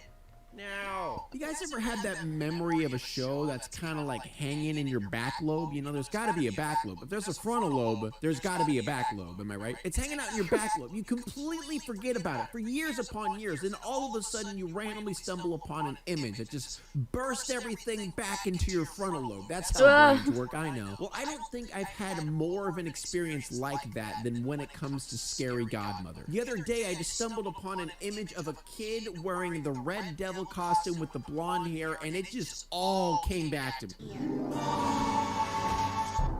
And if you don't remember this movie, the one thing you probably will remember from this movie is just the animation alone. Because all I could say is it's very, very interesting, I guess. But for those who don't know, this movie ended up playing all the time at Halloween on Cartoon Network. And honestly, I don't really remember what happens in the movie or even what the movie's about. I just knew that I saw this movie a lot. I helped with the glitter. Really? My mom doesn't let me touch glitter. Not since that incident with the glue and the dog. What the dog doing? And it doesn't seem like it's just me. I've seen so many comments of people completely raving about this movie, saying it's the greatest thing of all time, like the most nostalgic thing ever. So I felt obligated to talk about this. What is this movie? I want to revisit my childhood. And for those who aren't aware, this actually was based off of a book, or should I say a book series created by Jill Thompson. And if you look at Jill Thompson, you could already see the similarities between her and Scary Godmother. And her books were adapted into 2 movies. Now today we're just going to be covering Scary Godmother Halloween Spooktacular because that's the one I saw when I was a kid, and I'm sure most of you saw that too. Now when I started to re-watch this, I went in a little bit skeptical because it starts off leading on that it's going to be one of those boring kids movies. You know, not one of those kids movies that you can also enjoy as an adult, but like a very kiddie movie where I was just kind of like, oh, is this going to be boring? Not gonna lie, I was like 5-10 minutes in and I almost gave up on the movie. Well, by golly gee willikers dangles, let me tell you something, baby. I am so glad I stuck with this movie. This movie is so fucking good. It has no right to be this good, especially when it looks like that. I actually found myself audibly laughing. I'm an adult, okay? I don't laugh. The most I do is a little bit of a nose exhale. You know, I don't really laugh. That's funny. But this shit good, man. I'm telling you. This is one of those movies that makes you want to go camp and sit around a campfire and tell scary stories. You know, it's cozy, it's fun, but man, is it uncomfortable. You know, there's mosquitoes and shit. Who even goes outdoors, honestly? Did someone say camping? Oh my God, it's Outdoorsman Jeremy, the greatest outdoorsman to ever live. I came over here to make sure you're getting all the necessary supplies you need to go on a camping trip with yours truly. Wait, whoa. I wasn't planning on going on a camping trip with you. Oh, don't you fret your little heart. Is this right green there. screen in his basement? That's what it looks like. Just the underwear. Okay, I'm gonna need a little bit more than that if we're going camping. Well, that's what you think. But Outdoorsman Jeremy always comes prepared with all the necessary supplies. Is it Manscaped? Bespoke. Bespoke Post is a monthly membership club Nope. that delivers top-of-the-line goods with under-the-radar brand. Okay, honestly, I think we're starting to glaze over the fact that you raided my underwear drawer and put my underwear in a bag. Could we talk about They that? purchase 90% of the products in their boxes from small businesses, most of them located around the U.S. Like this gut hook knife right here. It comes in the trail box, and it was made by Titan International, located right here in lovely Illinois. I also received their Terra package with a bird call, detox scrub bar, and this endlessly functional, award-winning field knife, baby. And they also sent me the carnival set with this beautiful laser-cut, hardened, tempered, high-carbon stainless steel meat cleaver. And all of that we can be stored comfortably in a nice handcrafted weekender handbag. You can store all your essentials, baby, all of that. Oh, look what's in there. And if you want to know how to get 20% off your first buy, The reason I'm not skipping forward is because usually his segments for sponsors are the funniest fucking thing I've ever seen. BionicPig 20 and get 20% off these beautiful items. I love it when people do their own fun thing for So sponsors. say if you're someone watching and you haven't seen this movie when you're a kid, trust me, I want you to stick with this, okay? Look, I know the animation looks like all of those bootleg movies combined, but baby, let me tell you, it's worth it. So the movie starts out with Daryl and Katie. Daryl is dressed up as a piece of candy for Halloween, and Katie is dressed up as a kitty cat. And just a little tip while watching this movie, don't look into their eyes. Don't look into those soulless, broken eyes. It's not worth it.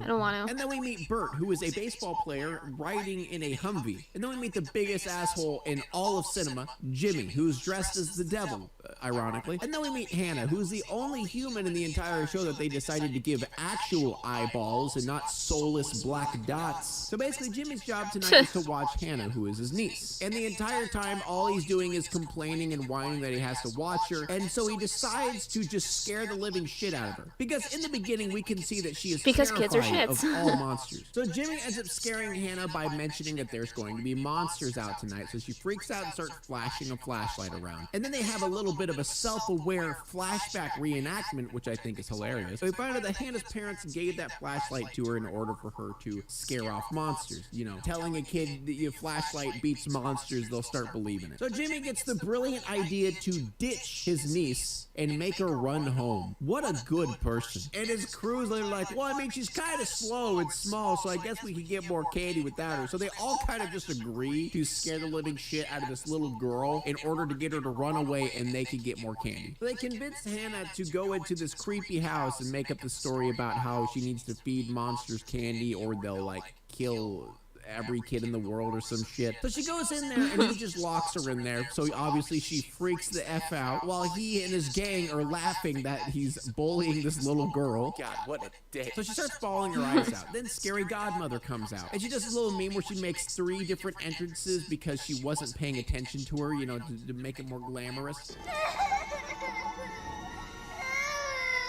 Maybe you got rid of that old yeezy ass haircut you got. And so the Scary Godmother's like, hey, I'm your Scary Godmother. I know monsters. I'm gonna kidnap you. So she kind of just yoinks Hannah and brings her to her house. So this whole section of the movie is kind of Hannah getting Just introduced to yoink. monsters. And then she freaks out initially. And then she starts realizing, oh, these monsters aren't really that bad. Now the first monster she meets is Scully, who is a skeleton in the closet. Now I know that's just one layer of joke, right? Skeleton in the closet, you know, like people have skeletons in the closet and that's where he lives. It also adds another layer by That's the a little fact that funny. he is very, very flamboyant and fabulous, I would say. Kind of a stereotype of someone being in the closet, if you know what I mean. That's kind of a 2-tier layer kind of joke. And I just want to mention, Skelly is awesome. Honestly, Skelly is probably my favorite character in this movie, I'm not gonna lie. Oh my, Scary Godmother!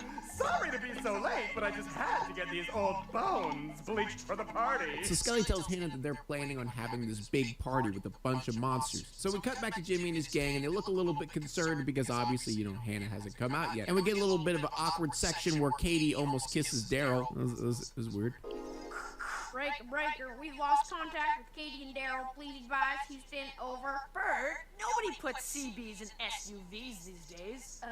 You just left your baby cousin to the mercy of killer monsters on Halloween night, and you're concerned with the additions and upgrades in my cardboard SUV?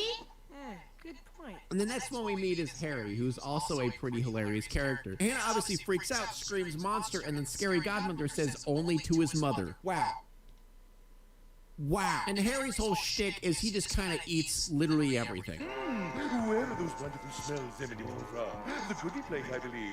You won't mind if I just sample the delicacies, do you? No! And so pretty quickly, Hannah kind of gets over the stereotypes of Harry, just like she's going to do with every monster. Then we meet Count Max, Ruby, and Orson, and they're just, you know, basically Dracula vampires, you know, that whole thing. And then the last one is Bugaboo, and Bugaboo is probably like the scariest out of the bunch, I guess. By that I mean his lips curl up into like it's just, I don't like it. I don't know why it bothers me that his lips are like connected to like a mustache. It's weird. Take a deep breath. So she's like having the party with the monsters. She likes all the monsters. They're all cool and all that shit. And Jimmy's kind of just losing his shit, which begs the question, why doesn't he just open the door? He's been standing in front of the house for probably out. Why doesn't he just open the door and check? So for some weird reason, I assume it's because Jimmy's just scared as shit. They all decide to just stay outside anyway, even though they've literally missed all of Halloween and just won't look inside to check if she's okay. And then we get a little part that I find hilarious. So we go back to the house and we see Count Max complaining that his wife's ankles are showing. You know, back in his day, you know, we didn't show any ankles. You know, we didn't show any of that shit. Ravishing, yes. Beautiful, of course. But her ankles, really?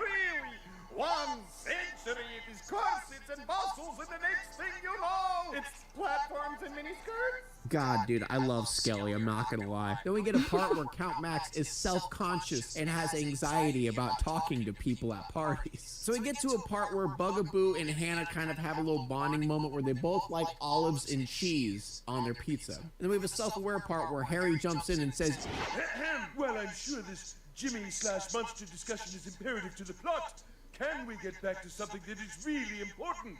Like ordering pizza? honestly, just like the dialogue all between the monsters and Hannah, like throughout this entire section right here, is just great. I love every second of it. So anyway, Jimmy and his gang still not opening the door to figure out what the hell happened to his niece. Hannah and all the monsters and Scary Godmother devise a plan in order to scare the shit out of Jimmy. So we get a hilarious part of them all doing bad acting in order to scare them, because they're trying to make Jimmy believe that the flashlight in the beginning that Hannah was saying would stop monsters can actually stop monsters. So Hannah just shines the light in all of their faces and they just act out their death, which every single time it's honestly hilarious. And once again, Scully just wins the show. Goodness, what a harsh light.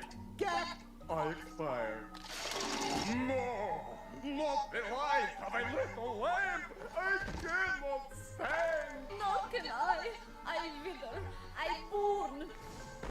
Oh yeah, ow, oh!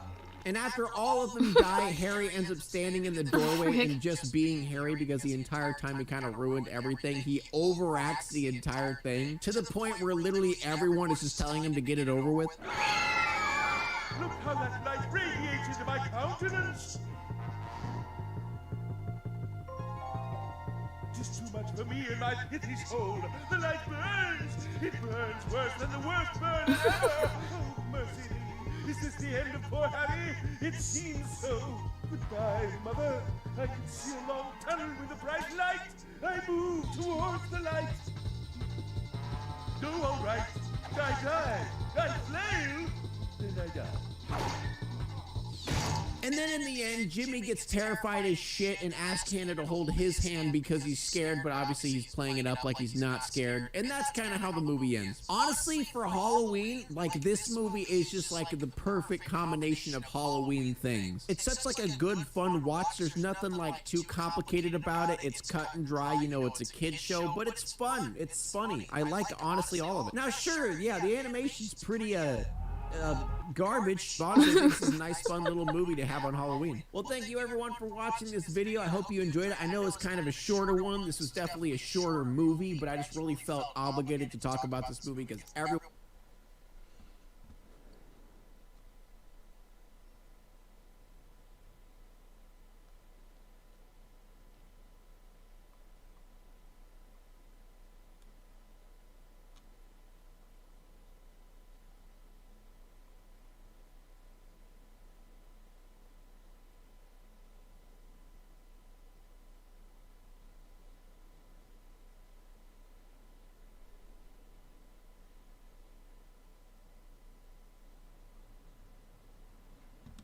Oh, let's do Thanksgiving. Oh, John, 'tis I, the man who's about to ruin your entire day. So Thanksgiving movies, right?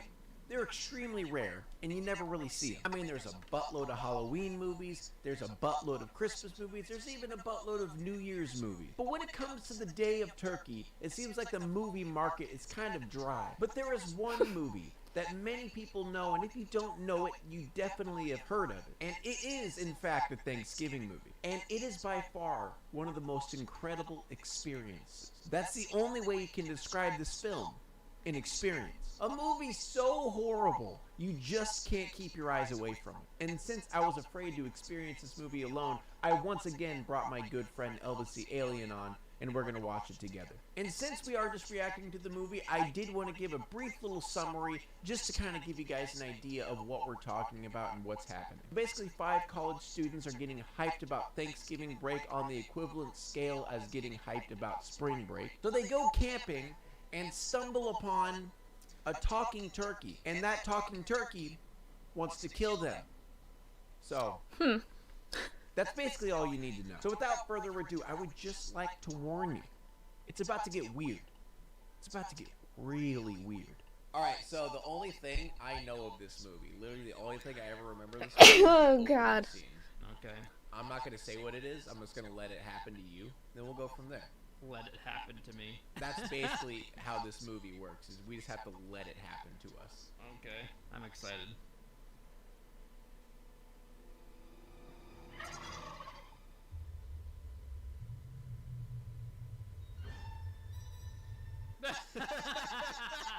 That's one way to start a movie. That's the only way to start a movie. Just big milkers. Just big mommy milkers right out of the gate, dude. Dude. Why did she have just her top off? I know, she had her boobs out for no reason, really. That just shows how good this movie is. Just because for absolutely zero reason, she just has her tits just hanging out. That's the most effective way that I've ever seen to catch a viewer off guard. Just to start your movie with just a boob. Here, have a nipple right off the bat. Yeah, yeah. Just a nice face full of tit. Nice. Oh yeah, college. Oh my god, he has the douche shell necklace. He's got that douchebag shell necklace. Thanksgiving break! Yes! More tits. Yeah. Damn! Show those puppies up. Don't see your nasty titties. Woo. I'm trying to get out of here. Show a big old pig up. Wait, since he ripped his shirt off, that promoted the other girl to rip her shirt off. Yeah, prompted, not promoted. Yeah, I guess gave her an excuse to do it. I don't understand. I feel like this movie should be called Thanks Titting. Thanks Titting. Thanks Titting. We're 4 Dude. minutes in, and by the way, the intro was like probably 2.5 minutes long. So technically a minute in this movie, and we're already seeing tits everywhere. Yeah, just nothing but boobs so far. That's what I'm getting from this movie. Pull your shirt down, honey. It's Thanksgiving, not Titsgiving. Oh! Oh! You called it! I do it.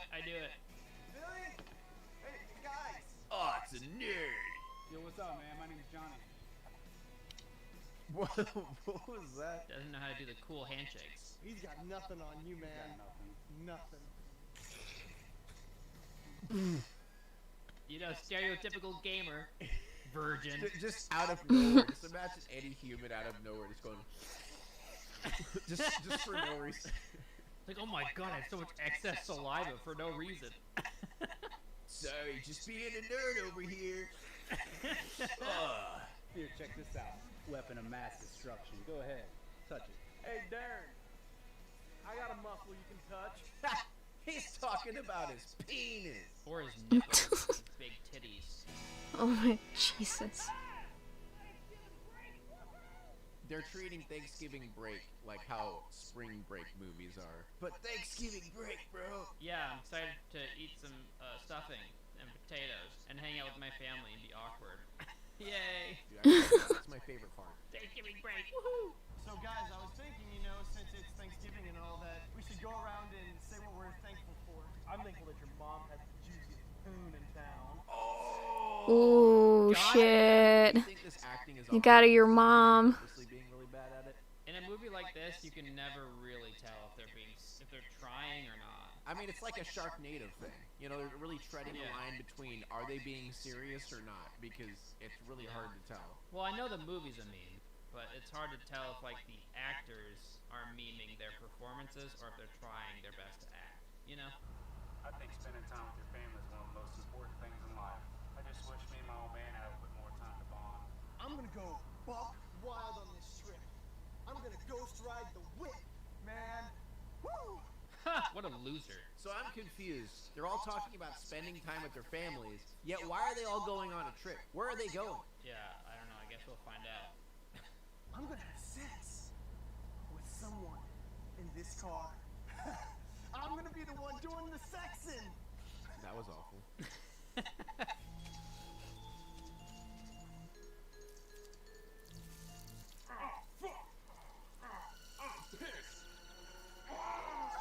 Not the dog! That's a mean turkey. And do you get it? He said, I'm pissed because he was being peed on. Excellent writing. 100% excellent writing. That is the best writing ever. God damn, Cheryl! That coffee tastes like shit! I love his obviously real mustache. What do you do? Take it up in it? As a matter of fact, sure did. What the fuck? So she took the coffee pot to the bathroom and shit in it, and he didn't smell that when she brought it out to the kitchen. God damn, Cheryl! I just want to let you know I'll be home in a couple hours. Hi, sweetheart. Oh, by the way, your stepmama left me. Love you, bye. Very casual about that. Yeah. What the hell? Uh-oh. What the hell? Oh no, his poor Jeep. Oh, darn it. Oh, man. Shucks. Dang. Hey, we got tents and beer. Let's party here tonight. Yeah, that sounds awesome. I'm genuinely confused because the girls say she's going to be back home in a few hours, but they brought tents and beer. I never figured out where we were planning on going, and now they're just going to stay the night out here? Yeah, who cares where they're going? They're here now. This is it. This is happening now. Crawberg. Crawberg. Guys, wait up. Oh, wait. It's time for me to fill you in on one of the most notorious moments in Pilgrim history. Oh boy, here we go. Great. In the settlement of Crawberg, an old Indian by the name of Feathercloud was dishonored by a pilgrim. It's gotta have the long nips. The old Indian was so outraged, he vowed he would curse all white men. Feathercloud necromanced a turkey. A killer turkey? Bullshit, Darren. Turkeyologists Turkeyologists. all over the world Oh, brother. know it as Thanksgiving. He said it! He said it! Wait, the dog's still alive? Yeah, what? Your dog had an accident. What the hell? What kind of accident? What kind of accident? He does not even question the fact that he's talking to a turkey right now. Well, what do you mean, turkey? What kind of accident? What happened? Well, What the frick? your axe, and I accidentally cut him. Get it? Accident. Got him. Gotti. How do you miss the turkey when it was right in front of him? Dude, he dodged. There's No such thing as an evil turkey. Oh, wait. I lied. Shut the fuck up, you stupid bitch. I'm gonna drink your blood like cranberry sauce, meanie. Meanie? Jesus, Kristen, what happened to you? You were right, Darren. Your story was true. Where's the turkey? I don't know. He was right behind me. I don't know where he went. Well, I don't see anything. Just looks left and right. Well, Yep. I don't see anything. Let's go to bed.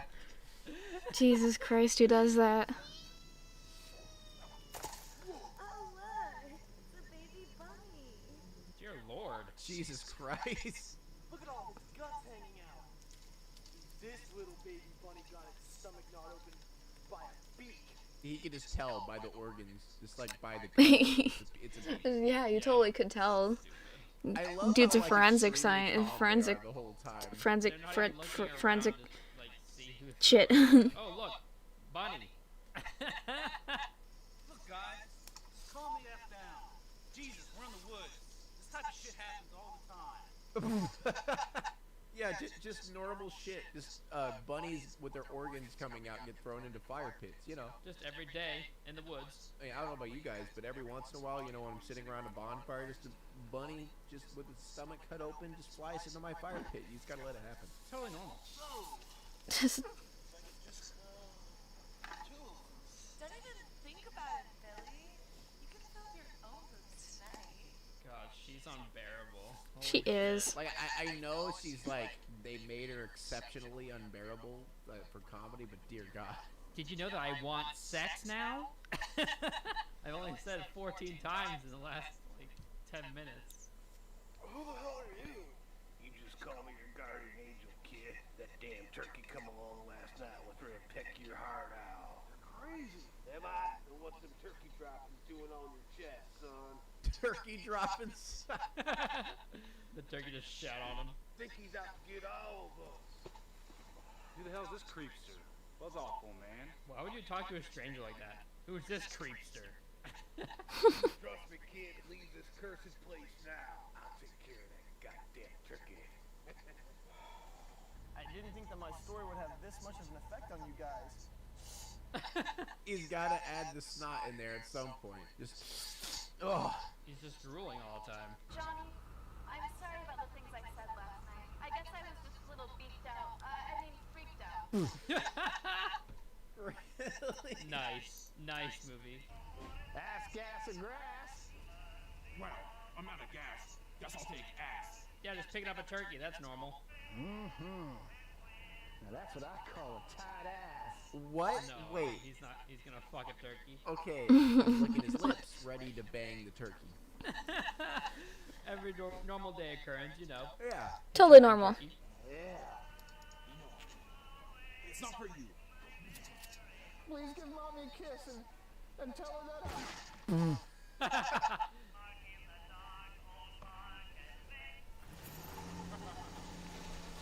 Oh my god. Jesus. Must have long turkey legs. Just imagine them long ass turkey talons. Thanks for driving me, Johnny. Really appreciate it. Totally coming. Love to hang out with you. Oh, looks like somebody's trying to get with you, Johnny. What do you mean? She's been trying to get with him the Yeah. whole time. What? He just caught on. Wow, I think she wants to bang you. Man, yeah, that's pretty epic, dude. Good Pretty sure God. Girl wants to bang you, not gonna lie.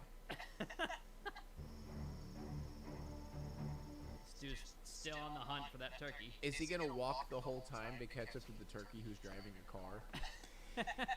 Yes, whatever it takes. Oh, Johnny, I was worried sick. Oh, Mom, I'm fine. Okay, I'm here now. That's all that matters. They have your phone. Mom? You know me and Papa don't talk anymore. Johnny, that was 2 whole weeks ago. I'm sure he's over it. You say so, Mom. You say so. I'm sorry, this dialogue is just so bad. He doesn't want to talk to me anymore. Okay, Mom, if you insist. They have to be bad acting on purpose. Like, there's no way. So. Hey, Pops. Hey, how are you? I'm good. Yourself? Why? He farted. But why? Don't ask questions. Like, that's the most random Don't thought ask. I've ever seen. Never ask. It was almost like it's an editing What, mistake. MJ? Yeah. What are you meowing about, huh? I'm the starting quarterback for the trade. Hi, MJ. How's it going? Good going, son. Good girl, MJ. The best son anyone could have. MJ's my cat. What the hell? He despised his son because he wasn't the starting quarterback, but the moment he just lies to his dad, he's like, oh, I love you again. Good job, son. Great job.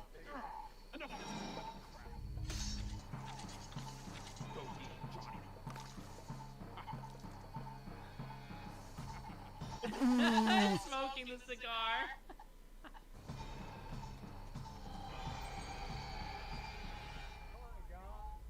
Why? No more pumpkin pie? No more cranberry sauce? Fucking turkey! What? The things that matter. The only things that matter, First thing I apparently. think of if I ever lose my parents is Thanksgiving food. Dude, I'm not going to get my Thanksgiving food anymore. My parents are gone. This guy has interesting priorities. Very interesting priorities. I'm gonna kill that son of a bitch. He is fucking dead!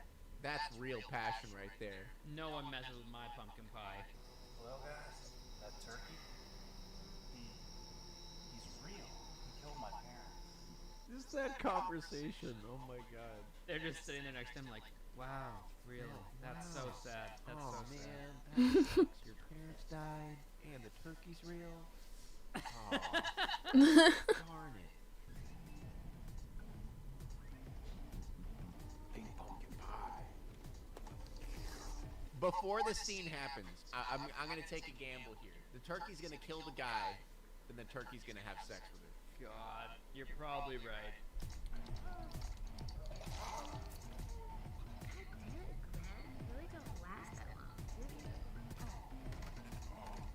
I knew it! Oh god damn it! Bestiality, great. Damn, that was good. You just got stuffed.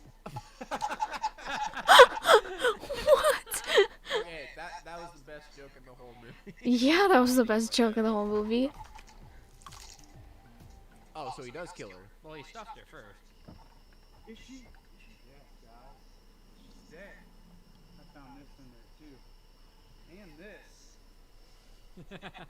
At least he used protection, you know. He's a responsible turkey. Yeah, of course. He doesn't want any STDs. I just love his reaction too. Yeah, she's dead. Normal. An extra small gravy flavored condom. Son of a bitch! Gotta find a way to kill that cock-blocking turkey. Cock blocking? She fucking died, dude. Hey, guys, I just thought of something. My dad has a huge collection of books. I'm sure he has something on killer turkeys. Why would he have that? Yeah. Your dad Why? just randomly Just has why a would he giant have that? collection of turkey. What the fuck? I mean, why wouldn't you? You know, everybody has that. Plot convenience at its finest. Let's go, kids. Down here. Oh, well, hello there, little babe. Can you just tell me real quick? Is that a turkey or a little boy? I can't tell. Right there.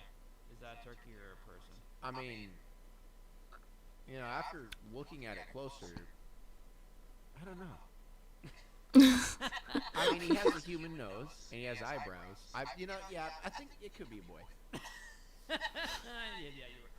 Yeah, I'm not really sure. Looking for, Kelsey? You mean Kristen? You won't come in and wait on her? This coffee tastes like shit. I'm not gonna lie, this is pretty damn awkward, Sheriff. I'm gonna take off now. Say hello to Kristen for me, okay? Oh, no problem. One odd little duck. Alright, that does it. Uh-oh. You didn't like being called the duck. Duck was too far. Oh, hello, sweetie. How is her dad still alive? I don't know. Maybe he killed the turkey. I bet the turkey's in the oven. Her dad being alive doesn't make any sense. You know? Daddy, you look different. Oh. Oh, you got a haircut. Yeah. This is the best. This is the What? best. I'd die if it wasn't for you. More like, you will die if it was for me. What was that, Daddy? Nothing at all. I can't. Jesus Christ. This is so fucking stupid. Oh my god. Alright guys, let's get to work. Turkey research. Turkey research. Hand touch, romance, fast reading. Teaching how to read. Guys, I found it! Versus this book is written in code. Why would her dad have this book? Every turkey connoisseur has this book. That's true. That's pretty true. Kristen, you got any snacks or anything? Billy, just... MJ, I know you want out. Give me a second. Oh no. Just go graze on some grass. Hey, Sheriff. If that's the sheriff, then you must be turkey! You kids are retarded. Prepare to Get his plumage. Get his plumage. Oh, Jesus! We got the talisman. Now we can kill him. Whatever, I'm out of here. Well, he's dead. Like how they just know that he's dead. It's all my fault. It's not your fault. There are just some things in life we can't control. And unfortunately, this isn't like a football game where we can just call MJ. audible at any time. Hi. She's looking at me like I'm insane. It's not like a playbook. Forget your parents that died and got murdered in front of you and your dad's head got thrown at you. Life goes on. Just like a running back. Life ain't a playbook. I don't know what the fuck that means, but it ain't no playbook. I cracked the code. I know how to kill the turkey now. We need to burn him at the stake, just like a witch. It says here, the turkey is nowhere to be seen. It's likely he's returned to his teepee. Oh my god. These characters are so one-dimensional. Dude, I know. Fat guy likes food. Football player likes sports. Slutty girl likes sex.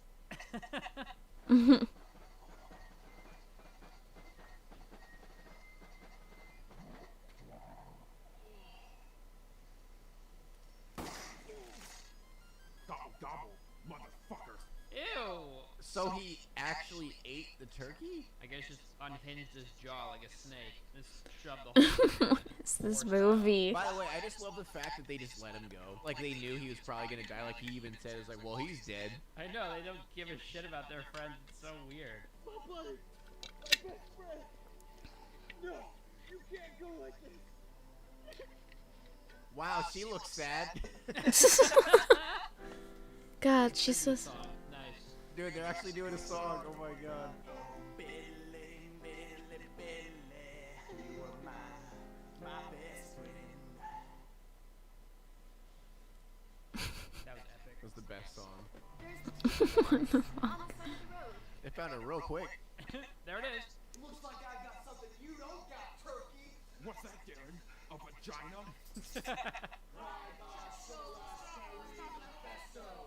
Yeah, that should have worked because now he's lost all of his invincibility power. Invincibility power. Burn him alive, guys. Nice. You still got that lighter, Johnny? Yeah, I got it. I'm ready to see this cop burn. Nice. Not this time, asshole. Oh, fuck. He came back. How does he know where they are? He just happened to show up. Nice. Well, looks like my work's done here. Killed that goddamn turkey and avenged the death of my dog old Flashy. Yeah, I'm really sorry about your dog. What about your fucking parents? They didn't care about their parents. What a nice guy. Fucking kind of creeps me out. Kind of weird. I don't know though. He did save our lives. I guess that makes him cool, right? Yep. He did save our lives, I guess. What the fuck is this movie? Yeah, he's creepy. This movie is so stupid and bizarre. Well, guys, we just killed the most demonic turkey to ever roam the face of the earth. What do you say we go back to Christmas and watch the movies? They're in such great moods for us. Their friend died. I mean, 2 of their friends died, and also all their parents are dead. You know, Kristen, in a way, I'm kind of glad all this happened. He's glad all this happened. Yeah, wasn't this just a great day? I mean, honestly, if his parents didn't die, if his dad's head didn't get cut off, if her dad's face didn't get cut off, if their friends didn't die, they wouldn't be this close. It's true. Yeah. Just brought them closer together, you know, all this death. You gotta think about the glass half full, you know what I mean? I may have lost my parents, but I gained a girlfriend. Dude. That's so much better, dude. Dude, what the shit?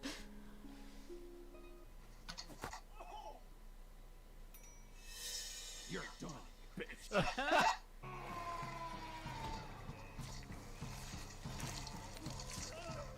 Oh god. Ew. This is when the supposedly dead killer comes back to life for one last scare. You think he's okay? Yeah, he looks fine. Come on, Darren. Come on. No turkeys up here, Darren. No turkeys up here. Wow. What the?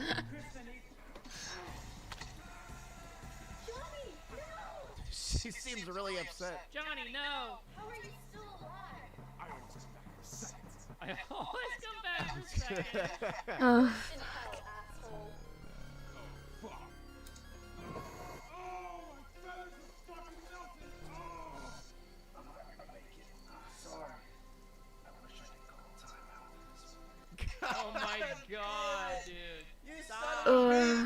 Oh, it's so good and so bad at the same time. This is pain. This is all this is pain. Like That movie is pain. Up on this one. I love you too. No.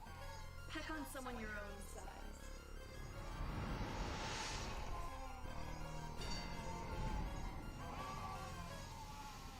Peck on someone your own size. She just happened to land it right into a giant fire. Oh my god. Yeah. Well done, gal. God, that's convenient. I know. It's so good. Epic. This is royalty-free music. Oh my god, it is. This is Let's Play music. We pray for the health and strength to carry on and try to live as you would have us. Do I smell sequel? Beyond! Oh my god. It's still alive. I'm never gonna look at Turkey the same again. That's the best ending. Oh my god. The best part is that there wasn't even a sequel. There was a trilogy. Without the Yeah, second. it's the first movie ever to skip. And it said to be continued in space, but we never got to see it in space. Oh, damn it, really? So yeah, what do you rate this movie? I'd rate it 2 turkey legs. You get it? Because it has 2 legs. So yeah, this movie was actually like the worst thing I've ever seen, but at the same time, it's amazing because of how like I have to at least hope that the acting was self-aware. Clearly, it's just like a meme movie. Doesn't matter if they did terrible or not, you know. It's really hard to critique or complain about anything in this movie because it's just so goddamn stupid. Yeah. It's just something to enjoy and laugh at. Well, that. Yeah, I'm never gonna look at turkey the same again. Me neither, bro. Or football. Or football, yeah. Yeah. We don't want to end up in the end zone like he did. What's your favorite part? Well, my favorite part was the opening tit. Of course. My favorite line was probably, "Oh, you're getting stuffed," when he was Oh yeah, when he was funny. that shit was funny. I think my favorite line, I want to like have this on my freaking tombstone, is I may have lost my parents today, but I gained a girlfriend. So that was a good one. God, this movie. The best Thanksgiving movie you'll ever see. Now, after watching that incredible mess of a movie, don't you just want to take a walk, get your mind off of things, maybe go for a jog, or hell, maybe just lie on the floor and look at the ceiling in depression? Well, hey, baby, you shouldn't be doing that alone. You should be doing that with the comfort of some wireless earbuds. Yes, Raycon? gentlemen, again, with Raycon. Oh, it's Raycon. We're moving on from the Raycon.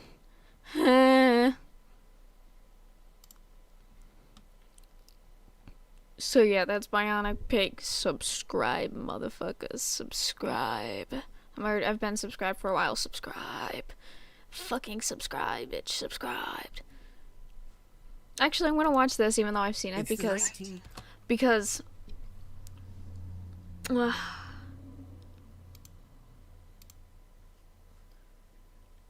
I love it. Carl Tanzler was an eccentric man with a strange obsession.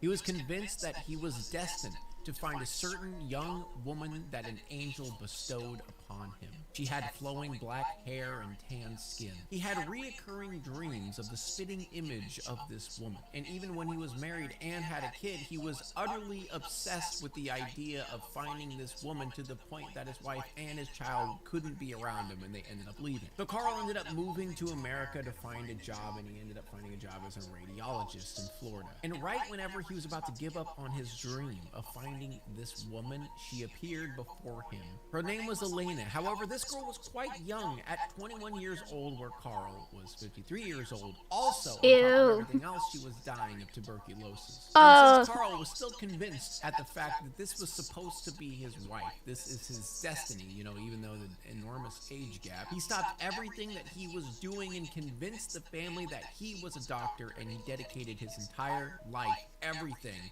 into finding a cure for her and saving her life. Even stealing equipment from the hospital and constantly donating money to her family. Carl even performed experiments on Elena that he believed would actually help her out, but in the of long course run, he did. Probably just made it worse. And also, he was quite open about his insane obsession with her, which she did not reciprocate at all. It was one of those situations where, you know, she appreciated all the help he was giving her, but, you know, I need to let my kinda cat creepy out. of the man. However, after a while, she succumbed to her illness and finally passed away. Now, Carl, he was so distraught at her being dead, he paid for her funeral and even had an entire mausoleum built in her honor. He visited that tomb every single day after she passed.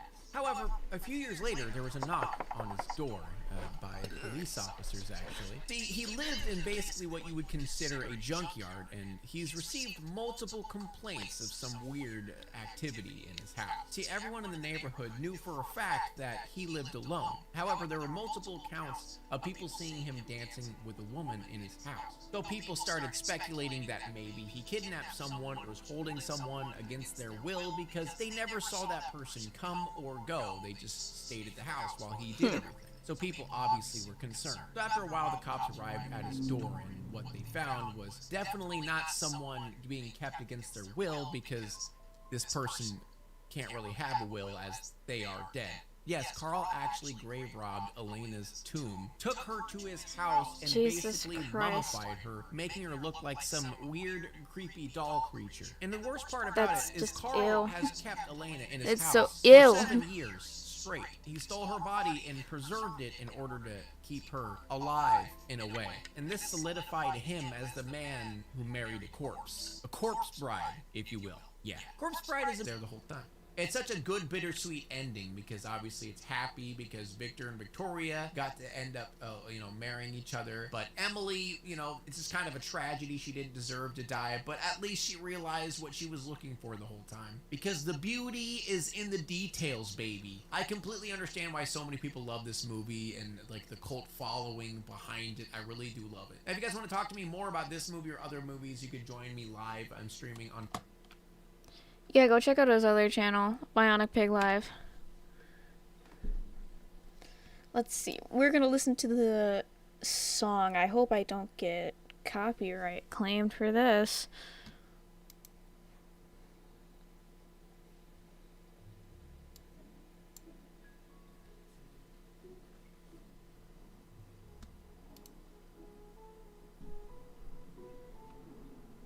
In just a few short days, my world is tumbled upside down.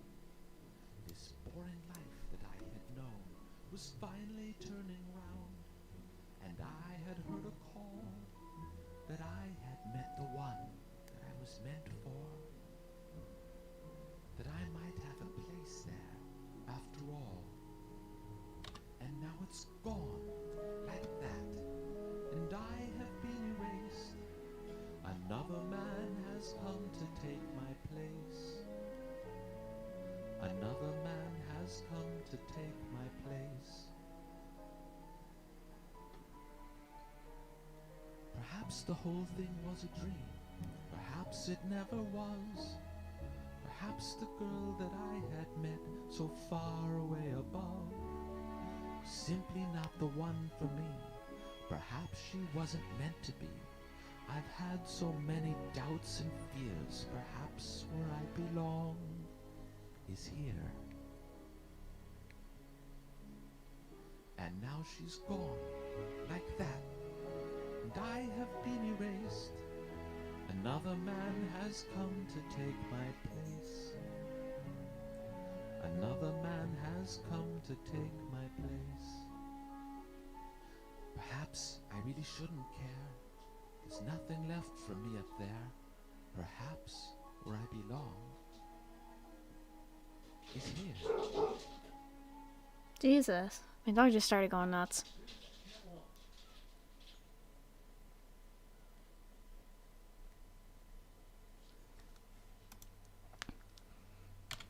That's actually pretty good. I don't understand why they didn't keep it in there.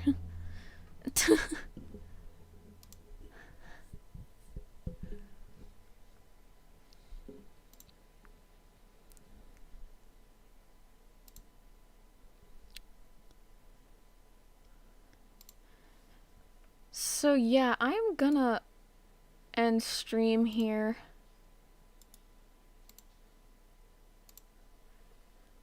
So I hope you guys enjoyed.